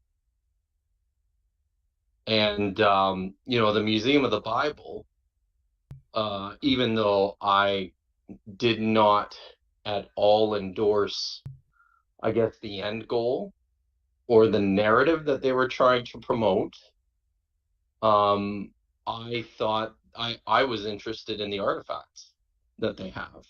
And so long as they allowed me to publish what I wanted and to hold the opinions I did, then I was going to continue to work for them. But there are many, many within the field who just won't even go near them. They won't associate with them entirely on the basis of their politics. So okay, but what's the worst that could happen for them? Like, do you think? No, I shouldn't say the worst, because the worst would be to get for fired. a scholar? Right? Yeah, they get fired. Yeah, right? well, or just like maybe not fired, but like, for instance, maybe not fired, but ignored. Maybe is the worst thing that could happen to any scholar. Okay, so if let's say a scholar is thinking about going on Mythvision. They find out that Price they see Price's face on a lot of thumbnails. Yeah. They are thinking to themselves, okay, if I go on Mythvision, somehow people are going to view them like Price? I think the perception, and rightly or wrongly, I think for a lot of them, it's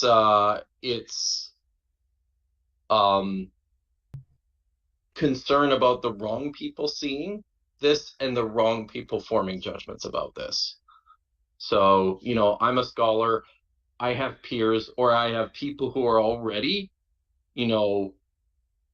trying to find any little thing to discredit me or to discredit my work. This is just going to add fodder or ammunition to them. But isn't that, Or, you like, know, do you think that's a good thing? What's your opinion? I think it's a terrible thing. Yeah. But this is, you know, from my perspective, this is kind of what's happened. I don't agree with it, but it's also something I don't see any way. I mean, for lots of people, there's just no way around it. Like, haven't the most amazing things in life happened through fringe movements? Sure, but or at least one of not the hardest, most, but a lot. I think one of the most difficult things to do is to be at the spearhead of those movements. Yeah. Right. And you would think in an So- academic setting where you're trying to find truth, Yeah. that you would accept fringe movements because it could be the truth. Yeah, but it's it's just never as simple as that. Yeah. You know, I think a good example of this is a guy like Dennis MacDonald, right? Yeah. Who's an excellent scholar. That's a great And example. I like a lot of his ideas when it comes to the Gospels, but because he's for a long time, well, for his career, he has sort of been on the edges. He just never will get the traction that he probably should get, because he won't play nice with more of the mainstream and more of the central ideas. Yeah. So I mean, I hold minority opinions about various things in the field that I just know will never ever get the traction that I think they deserve, just because of your goatee? that's got to be it, and the hat, right? Yeah. So yeah. Okay. What do any thoughts on Derek? Derek's a friend. So I mean, I felt bad about how things went down, and I think I agree with you that despite his protests, I think at the heart of it, he was bullied into this. And it's sad to me that it worked out the way it did. I feel okay because I think he's going to be okay. So my biggest concern when this started was that this could be bad for him. Yeah. And I'm happy that, I don't think it's going to be. So You don't think it's going to be good for him? I don't think it's going to be bad for him. Oh, bad for him. Okay. No. Okay. Well, I got other people who want on, so thanks for Of course hopping on, you do. Kip. Yeah, no worries. Take care. Go Flames. Go Flames.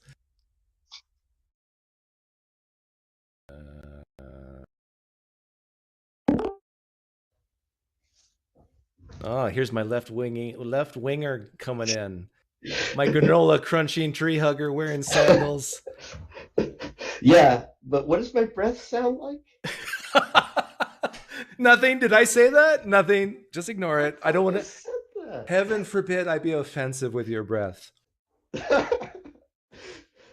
Doug. Did I say anything you disagreed with? Oh, we're starting with you asking me questions. Okay. Yeah. I'm sorry. Hang on. Go ahead, Ray. Ask me anything you want. I will answer your question. The analogy between Christianity and the volatility of things that Bob said in terms of politics. In one case, about the going to heaven thing, that's like, well, my wet napkin's not lighting. But in the case of the volatility about, some of the things Bob said, I'm just going to throw one out there: shoot the rioters, protect property, etc. I'm paraphrasing, obviously. That's a lit wet napkin. That wet napkin's been lit many times in many countries. I understand exactly where you're going with this, but and you and I agree that one is make-believe in our opinion and one is real tangible, right? That's the point you're making. Yeah, so that's the point you're making. But here, to the Christian, heaven and hell is just as real as you and me, hitting our skin and seeing and hearing and smelling.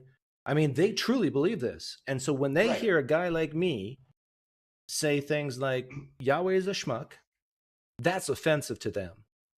Right. Right. Now, do you think I should apologize for calling Yahweh a schmuck? No. Do you think Okay, Robert so you're Price going back- should apologize for saying racist things that appear to racist? No. In his case, I We're would agreed. say, right, but I don't think we were on the same track when we were having this question and answer thing. Maybe it's my fault. I was thinking wasn't thinking in terms of the apology. Oh. I was thinking in terms of outcomes, what's more dangerous. The deplatforming question, not the apologizing question. But maybe I mistook. Maybe I wasn't listening carefully enough to what you were saying and didn't associate what you're saying, which may have been clearly about the apology. In that case, I apologize. Yeah, I think that's the biggest thing I disagree with Derek on. Maybe it's not a disagreement, but more like, did you really expect Price to apologize? No, like he truly believes these things. So, I agree with the idea of putting up a disclaimer saying, I don't agree with this stuff, and we're going to move on to other theologians if that's his choice. I agree with that position. However, I was never thinking about it in terms of the apology, in terms of my disagreement with your analogy. But maybe I should listen to it again. Maybe your analogy was all about the apology and I missed something. yeah, I think it was about the apology, like expecting people to apologize for things that they truly believe, or expecting even for the appearance. But anyhow, yeah, I got other people want in. We'll see you later tonight. For the tournament. Okay, see you then. All right, bye.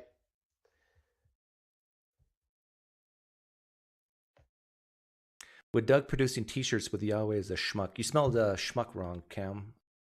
Devil's in the details. But would they sell? Would Tovia Singer buy a T-shirt that says Yahweh is a schmuck? I don't think so. Hey, Tux. Hey. Hey.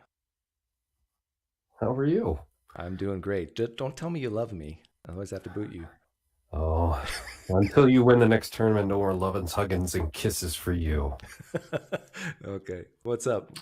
I want you to steer back to the cosmic creator child abuser that was so formerly mentioned by Melissa Childs there. That was Alyssa Childs. Alyssa Childs. Alysa Childers. Yeah. Childers. She hit one out of the park for you, Doug. And nobody wants to talk about that. It's all about Derek and all about Price. So you think I should not even bring up Derek and Price ever again? Well, I was mentioning the golden age of atheist YouTube. Yeah. Feels like this week it's been split and divided and chunked up and chopped at, chipped at. And the golds are getting separated by the cheap, Yeah, but it's I don't think it's that big of a deal. Like, really, how many people watch Derek?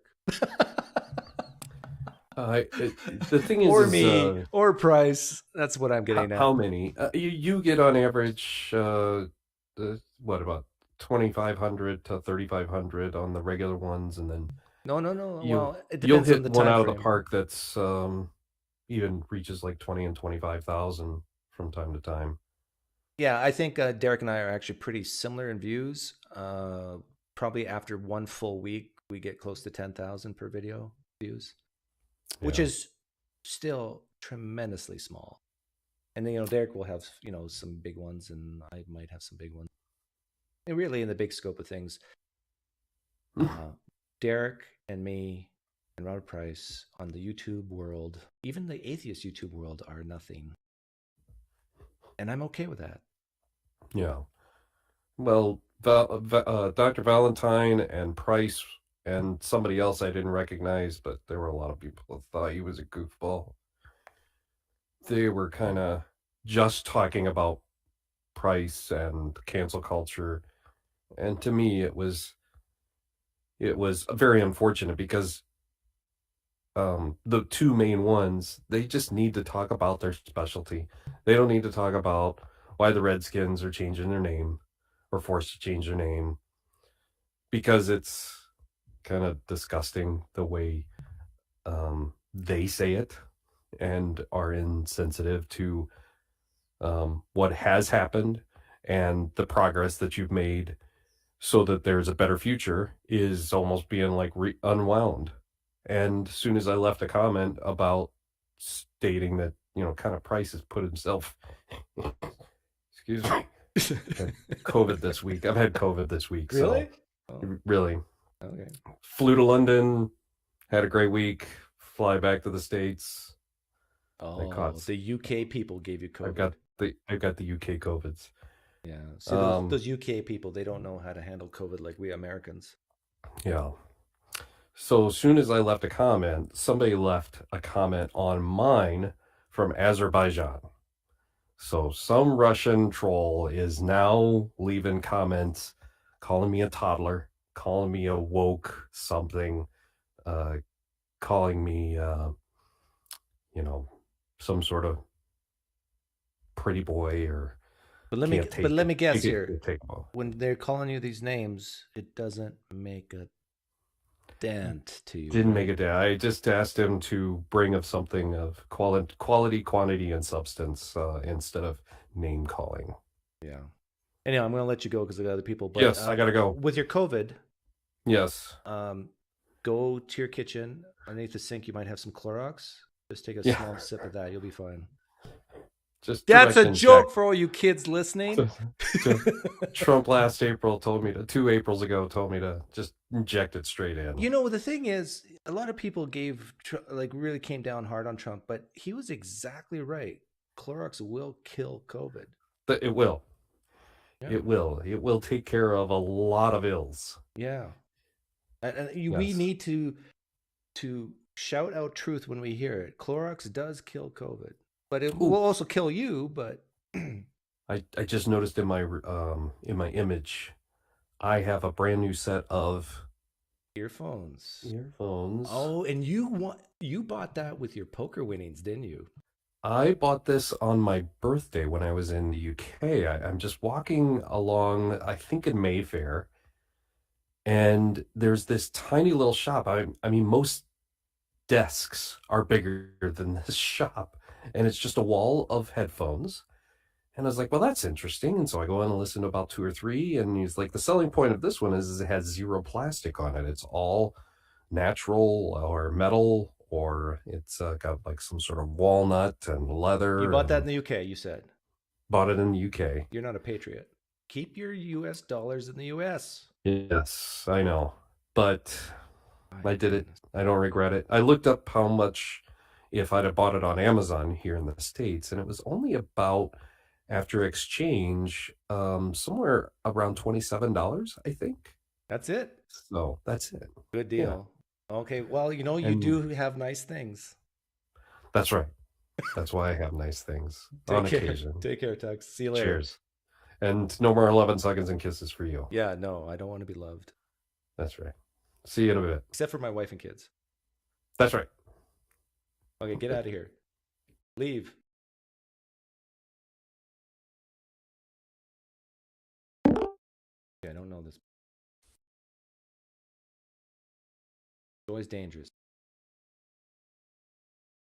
Jake, can you hear me? Yes, gotcha. How you doing? Cool. Good. How are you? I can show your face? Yeah, go ahead. Okay. Do you love me? You don't love me, right? Why not? No. You can say you like me, but don't say you like me. I like you. I don't know you that well, so. There you go. Okay. What say you? Yeah, I guess with the whole Price and Mythvision thing.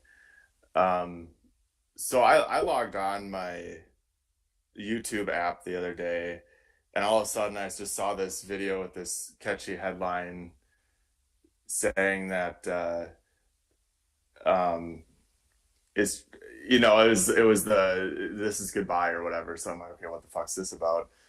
And just watching that, I'm like, okay, what happened? Because there was absolutely no context for any of it. So a bunch of us are like kind of in the dark, and it didn't really make sense. And then I saw your interview with Dr. Price, and I'm like, okay, I can definitely see how that can be misconstrued. You know what's interesting? Hey, you know what, Jake? You're bringing up a great point that I haven't thought about.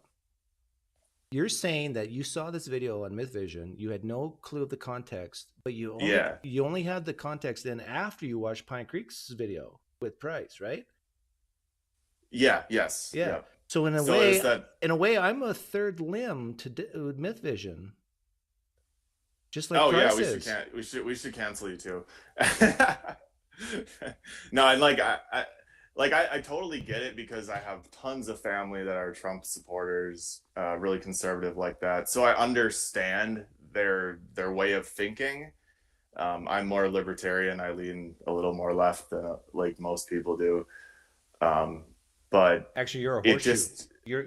You're neither left or right. It's like here's left, here's right.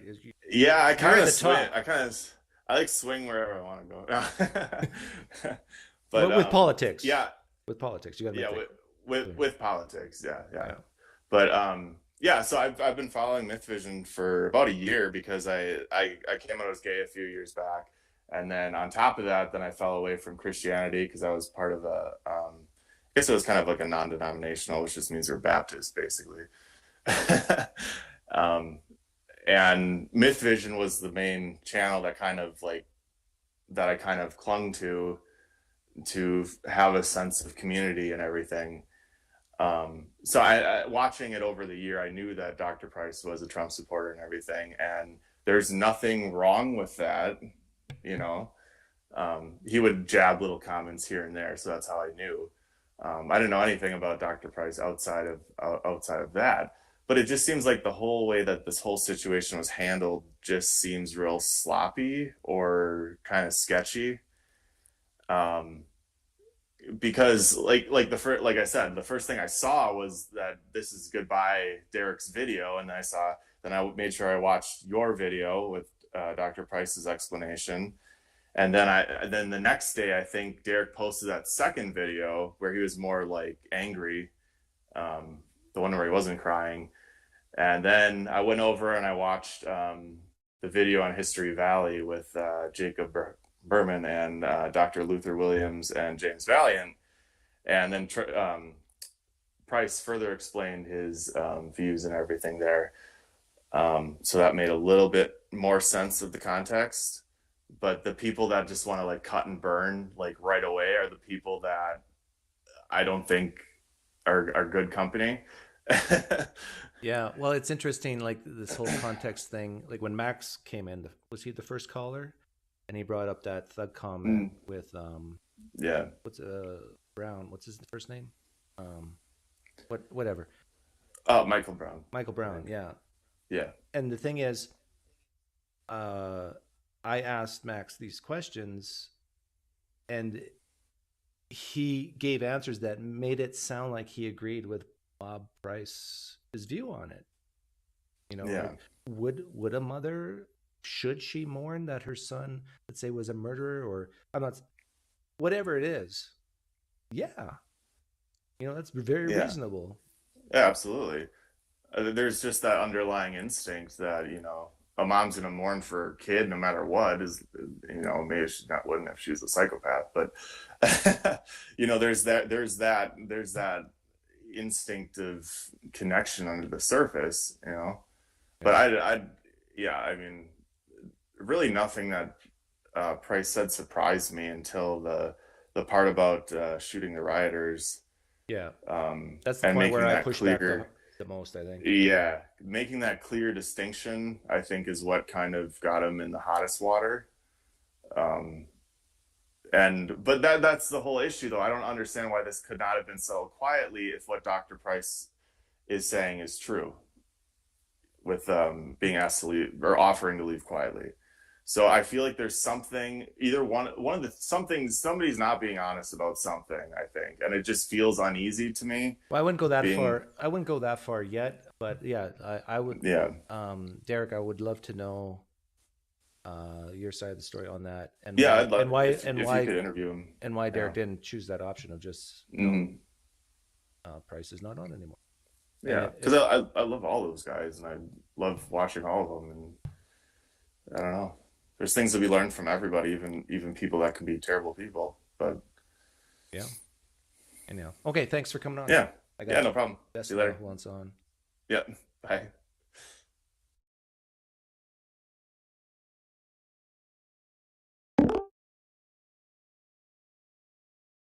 Hey, Vesna. Are you there, Vesna? Yes, I'm here. There you are. My turn? Okay. Yeah, turn that thing off. What am I looking at? Okay. Oh. Is that I thought heaven? that was, yes, I'm in heaven. No, I thought that it was going to be like the background, but apparently not. So. Okay, you're gonna make me nauseous if you keep moving around. Sorry, I was just turning off I was turning off my heaven effect. Oh. Okay. Yeah, I'm gonna change one. Sorry. My thumb is over the camera now. All right. I'm gonna deplatform you if you don't figure things out quickly. Sorry. Okay. So, but I'm ready with the things to say, just like you asked. Yeah, I remember you. You like lists, but we can't go on forever here, Vesna. Let's keep this under 5 minutes, okay? Yes, I was very. Okay, first you asked whether your analogy was a good one. I made many analogies, so which one? Well, I don't remember because I didn't write it down on my. Hang on, Vesna. Your mic is horrible. You're coming. Take that thing, that the mic on your right cheek. Move it right down to your mouth. There you go. How's this? Much better. Okay, go. Okay, thank you. And don't move your head very much. Please. Okay, what do you think of this? Okay. What do you think of this analogy? A Christian saying that talking about hell scares children, and somebody might say that is abusive, and some people do say that is that's abusive. Yep. To children. Yep. Now here's the analogy part. The analogy would be asking a Christian who believes that to apologize for appearing cruel to children. Now, because the person who sincerely believes that, they wouldn't want to apologize for seeming cruel to children because they know in their hearts that they want to save children from that horrible thing. Yeah, your example's better than mine. Very good. Thanks. I can't remember what your example was, but it's something about young earth creation or something. But anyway, that's my analogy about the hell scaring the children. Okay. Would you apologize for appearing to be cruel? Okay.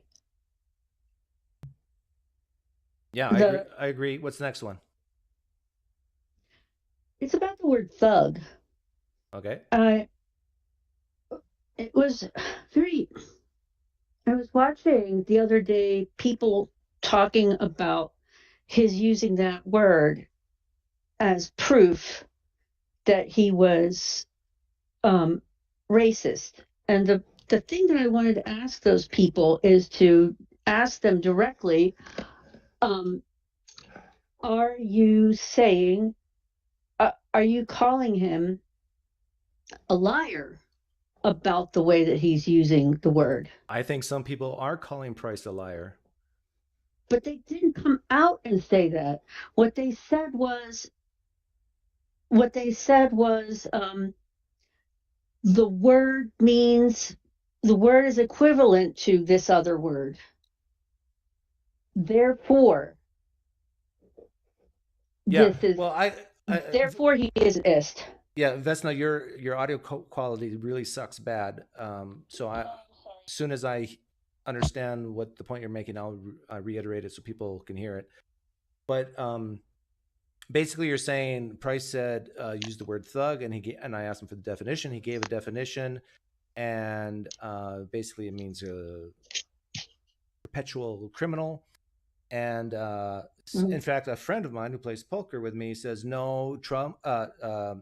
Price is smart enough to know that some people will take that to mean the N-word. He should have known that, and he does know that, and so therefore he's a racist. I heard people say he should know that, therefore he's a racist.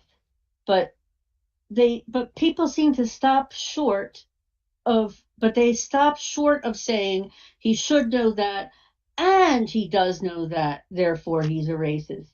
So I wonder. Well, I know at least one person who says that as a smart guy, as smart as and well read as Price is, it's not. It's beyond. They were in it's beyond should. I remember that. It's beyond should. It's like he would know that, and so therefore, right. He shouldn't have used that word. But the thing is, like, I know it was news to me until 48 hours ago that thug was synonymous to the N-word. Seriously, sincerely, I did not know that. And me too. And same here. Really? Okay. And then yep. And then a guy named Randall Rouser, who I've had on my show, he's been going through a lot of flack on Twitter because he used the word thug to describe people, but he's also called Trump a thug. So it's just like, at some point we got to get over ourselves and hearing these words and automatically saying, if you use this word, you're racist. And I say, no. In fact, I would even go so far. You tell me if you disagree with this, but I would even go so far to say that someone can call another person the N-word and not be a racist. And the proof of that is a lot of African Americans call African Americans the N-word. Do they call them racist? No. So the thing is, it's not only the word, but the context matters too, right? Context. Yeah. Context, yes. By the way, do I sound better? Yes, you do. What'd you do? Oh, I unplugged the microphone and I'm just using the built-in mic. Okay, maybe a little the bit mic better. that's But sorry. Don't worry about it. Just get through your next point, and we'll have to call it a day. I know, Vesna. Okay. I know you want to spend hours with me, but we just can't see each other like this anymore. All right. By the way, when you cut me off while I was saying something the last time, and you said, "Oh, she was saying something," all I was saying was goodbye. Oh, you were? Yeah, that's all. That's it? You're done? No, last time when you cut me off in the middle of a word. Yeah. Okay. So, I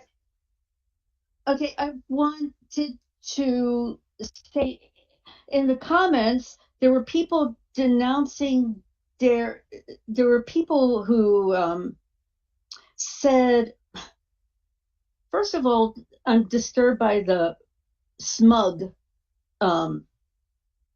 tone that a lot of people seem to be having about that they're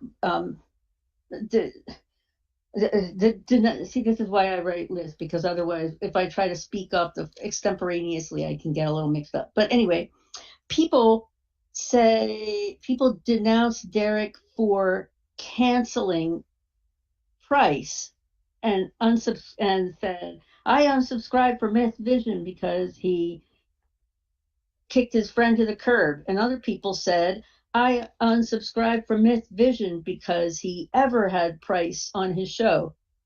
So when you start to kowtow, you cannot win.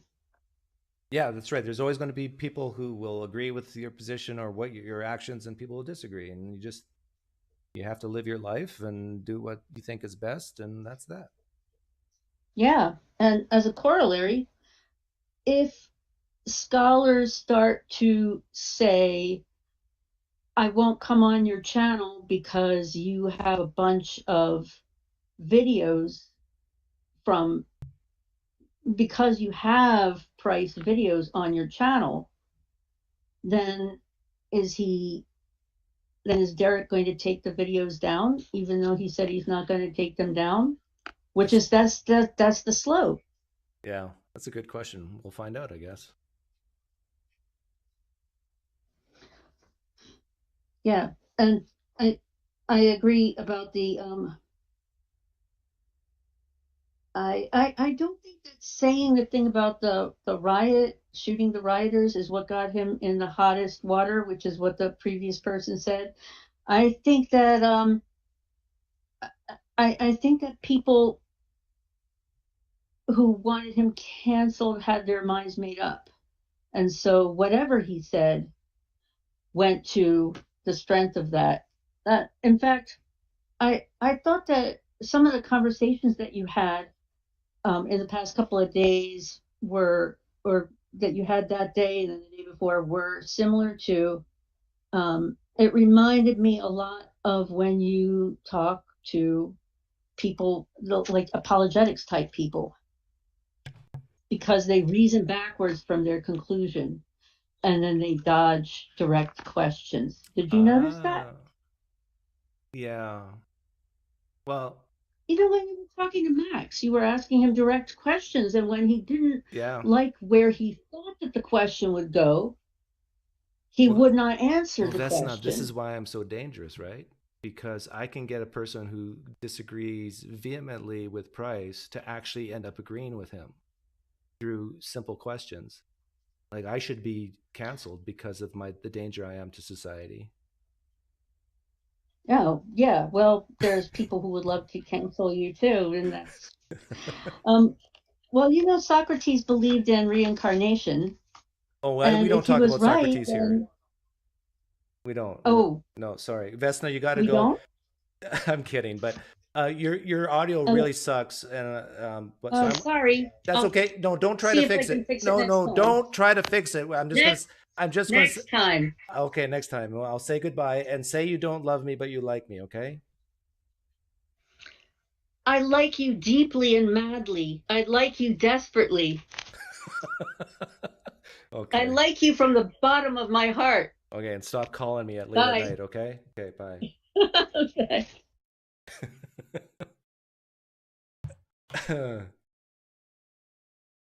Okay, let's start the music.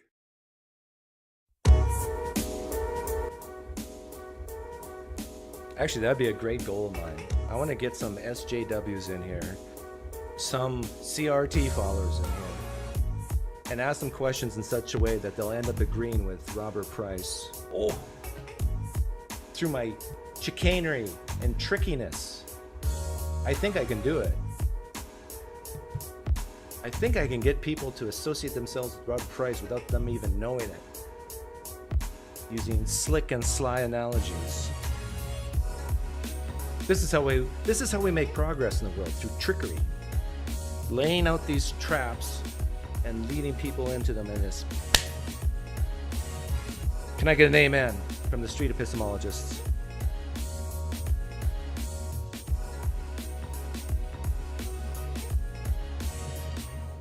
Finally, some worship music. Yeah. Too late, Matthew. Go home. I'm not taking any more calls. You don't have to go home, but you can't stay here.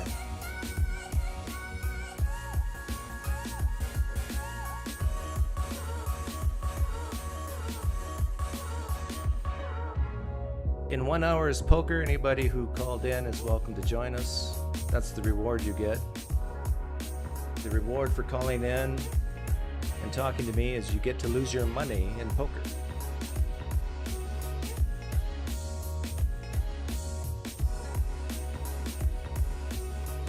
No, mine onion. No. I got Max to agree with the sentiment, at least, of Robert Price. Oh, did I miss a super chat? I'm sorry, Paul Schlechter. Say what you said there. Like, Myron is supposed to tell me when I get super chats, but he never does. He's a goofball. He gets paid $8 an hour and he's way overpaid. Tag me with what you said on your super chat. Vesna, don't say sorry, just do better. I'll go another round here so Paul Schlechter can get his comment out. Cam, don't defend Vesna.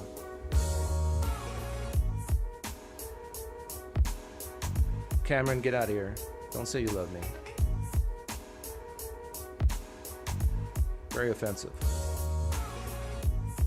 That's the thing. Like, if you say, I love thugs, is that hate speech?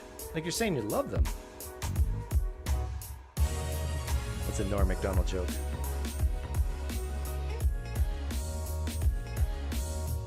How can saying you love someone be hate speech? I love thugs. Thanks for the donation. Say 10. Oh, I get it. Instead of Psi 9, Psi 10. Thanks for teaching me that the path to happiness is being dead inside. Love, Doug.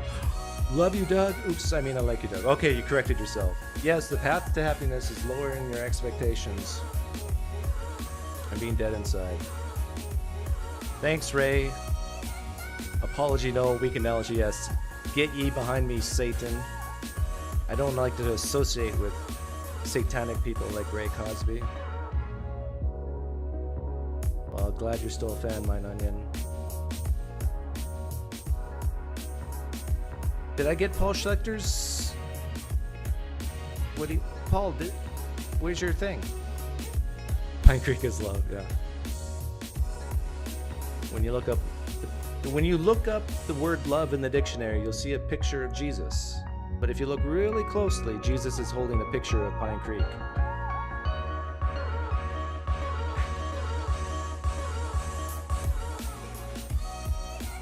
Could you comment on the youth is deciding to become trans because it's hip? Ah, that's what you... Okay, stop the music, Myron. In fact, I'm glad you brought this up. Okay, this is going to be the most offensive thing I'm going to say today. This is going to be the most offensive thing I'm going to say today. And now, after 80 people have left, I'm now in a safe space. Because only the people who love me are still here, right? So apparently Paul donated to me and asked me to comment on the youth is deciding to become trans because it's hip claim. I do think it's not only possible, but very probable that many of the youth today see the adulation that people who become trans or who state that they're trans are getting. And I want to play a clip of Matt Dillahunty agreeing with that sentiment, but in a different context. Oh, this is evil of me, right? So this is why I get paid the big bucks. See if I have it queued up here.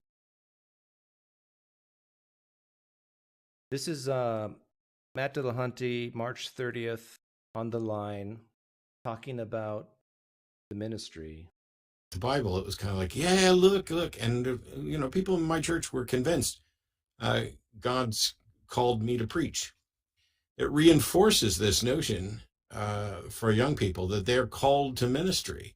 I remember my youth group. Now, I was in church Sunday morning, Sunday night, Monday night, Wednesday night, Thursday night, Saturdays, some Fridays, and most of my friends were there. And our youth group has a Facebook page. I'm no longer welcome, and it's kind of died off because I was added. But the youth group for that time period has a Facebook group page for all those kids because it was an important group. That's where my friends were. And I will say that the overwhelming majority of kids in that group would at some point claim that they had felt called to ministry. And it was, I cannot read other people's minds. I cannot tell you what God did or didn't do. I don't have any reason to think God's done anything. I suspect what was actually happening is that once some kid announced that they felt called to the ministry and everybody else saw the approval they got, then the rest of us started looking for ways to find that approval as well. And so it reinforces this notion that you're called to ministry. But what? You see the point I'm making here?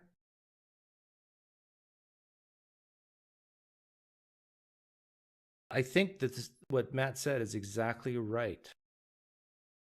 That in a church setting where you have like-minded people, and someone says, I think God has called me to the ministry, and they see the deacons, and they see the elders, and they see the pastors, they see people giving them adulation and encouragement. Yes, you know what? I can see that too.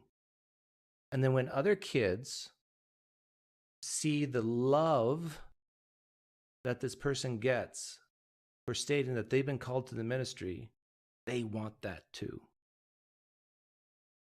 Now, if you think that this cannot happen with young people, teenagers, even younger, with the transgender issue, I think you're crazy. I think this can and does happen. Could I be wrong? Yes. Can some people say, do bad things to them because they say they're trans? Sure. Just like some people can say bad things about people who claim that they've been called to the ministry. But in that clique,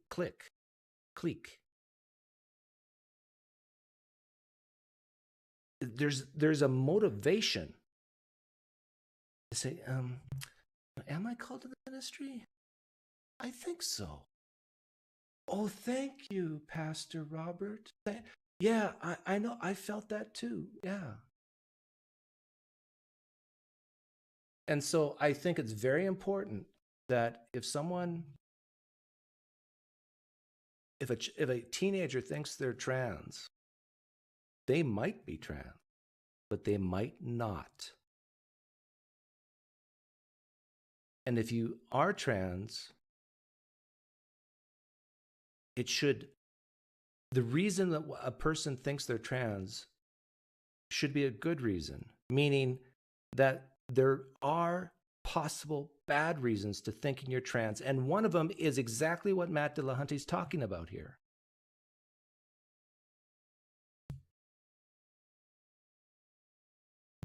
It's that desire to be loved, to get attention.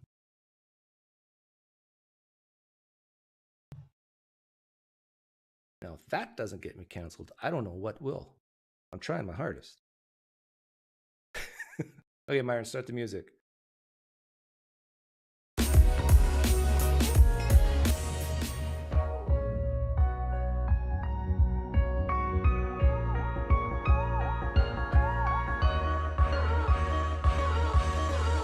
Is that right, Doc Plurimonot? Is that true?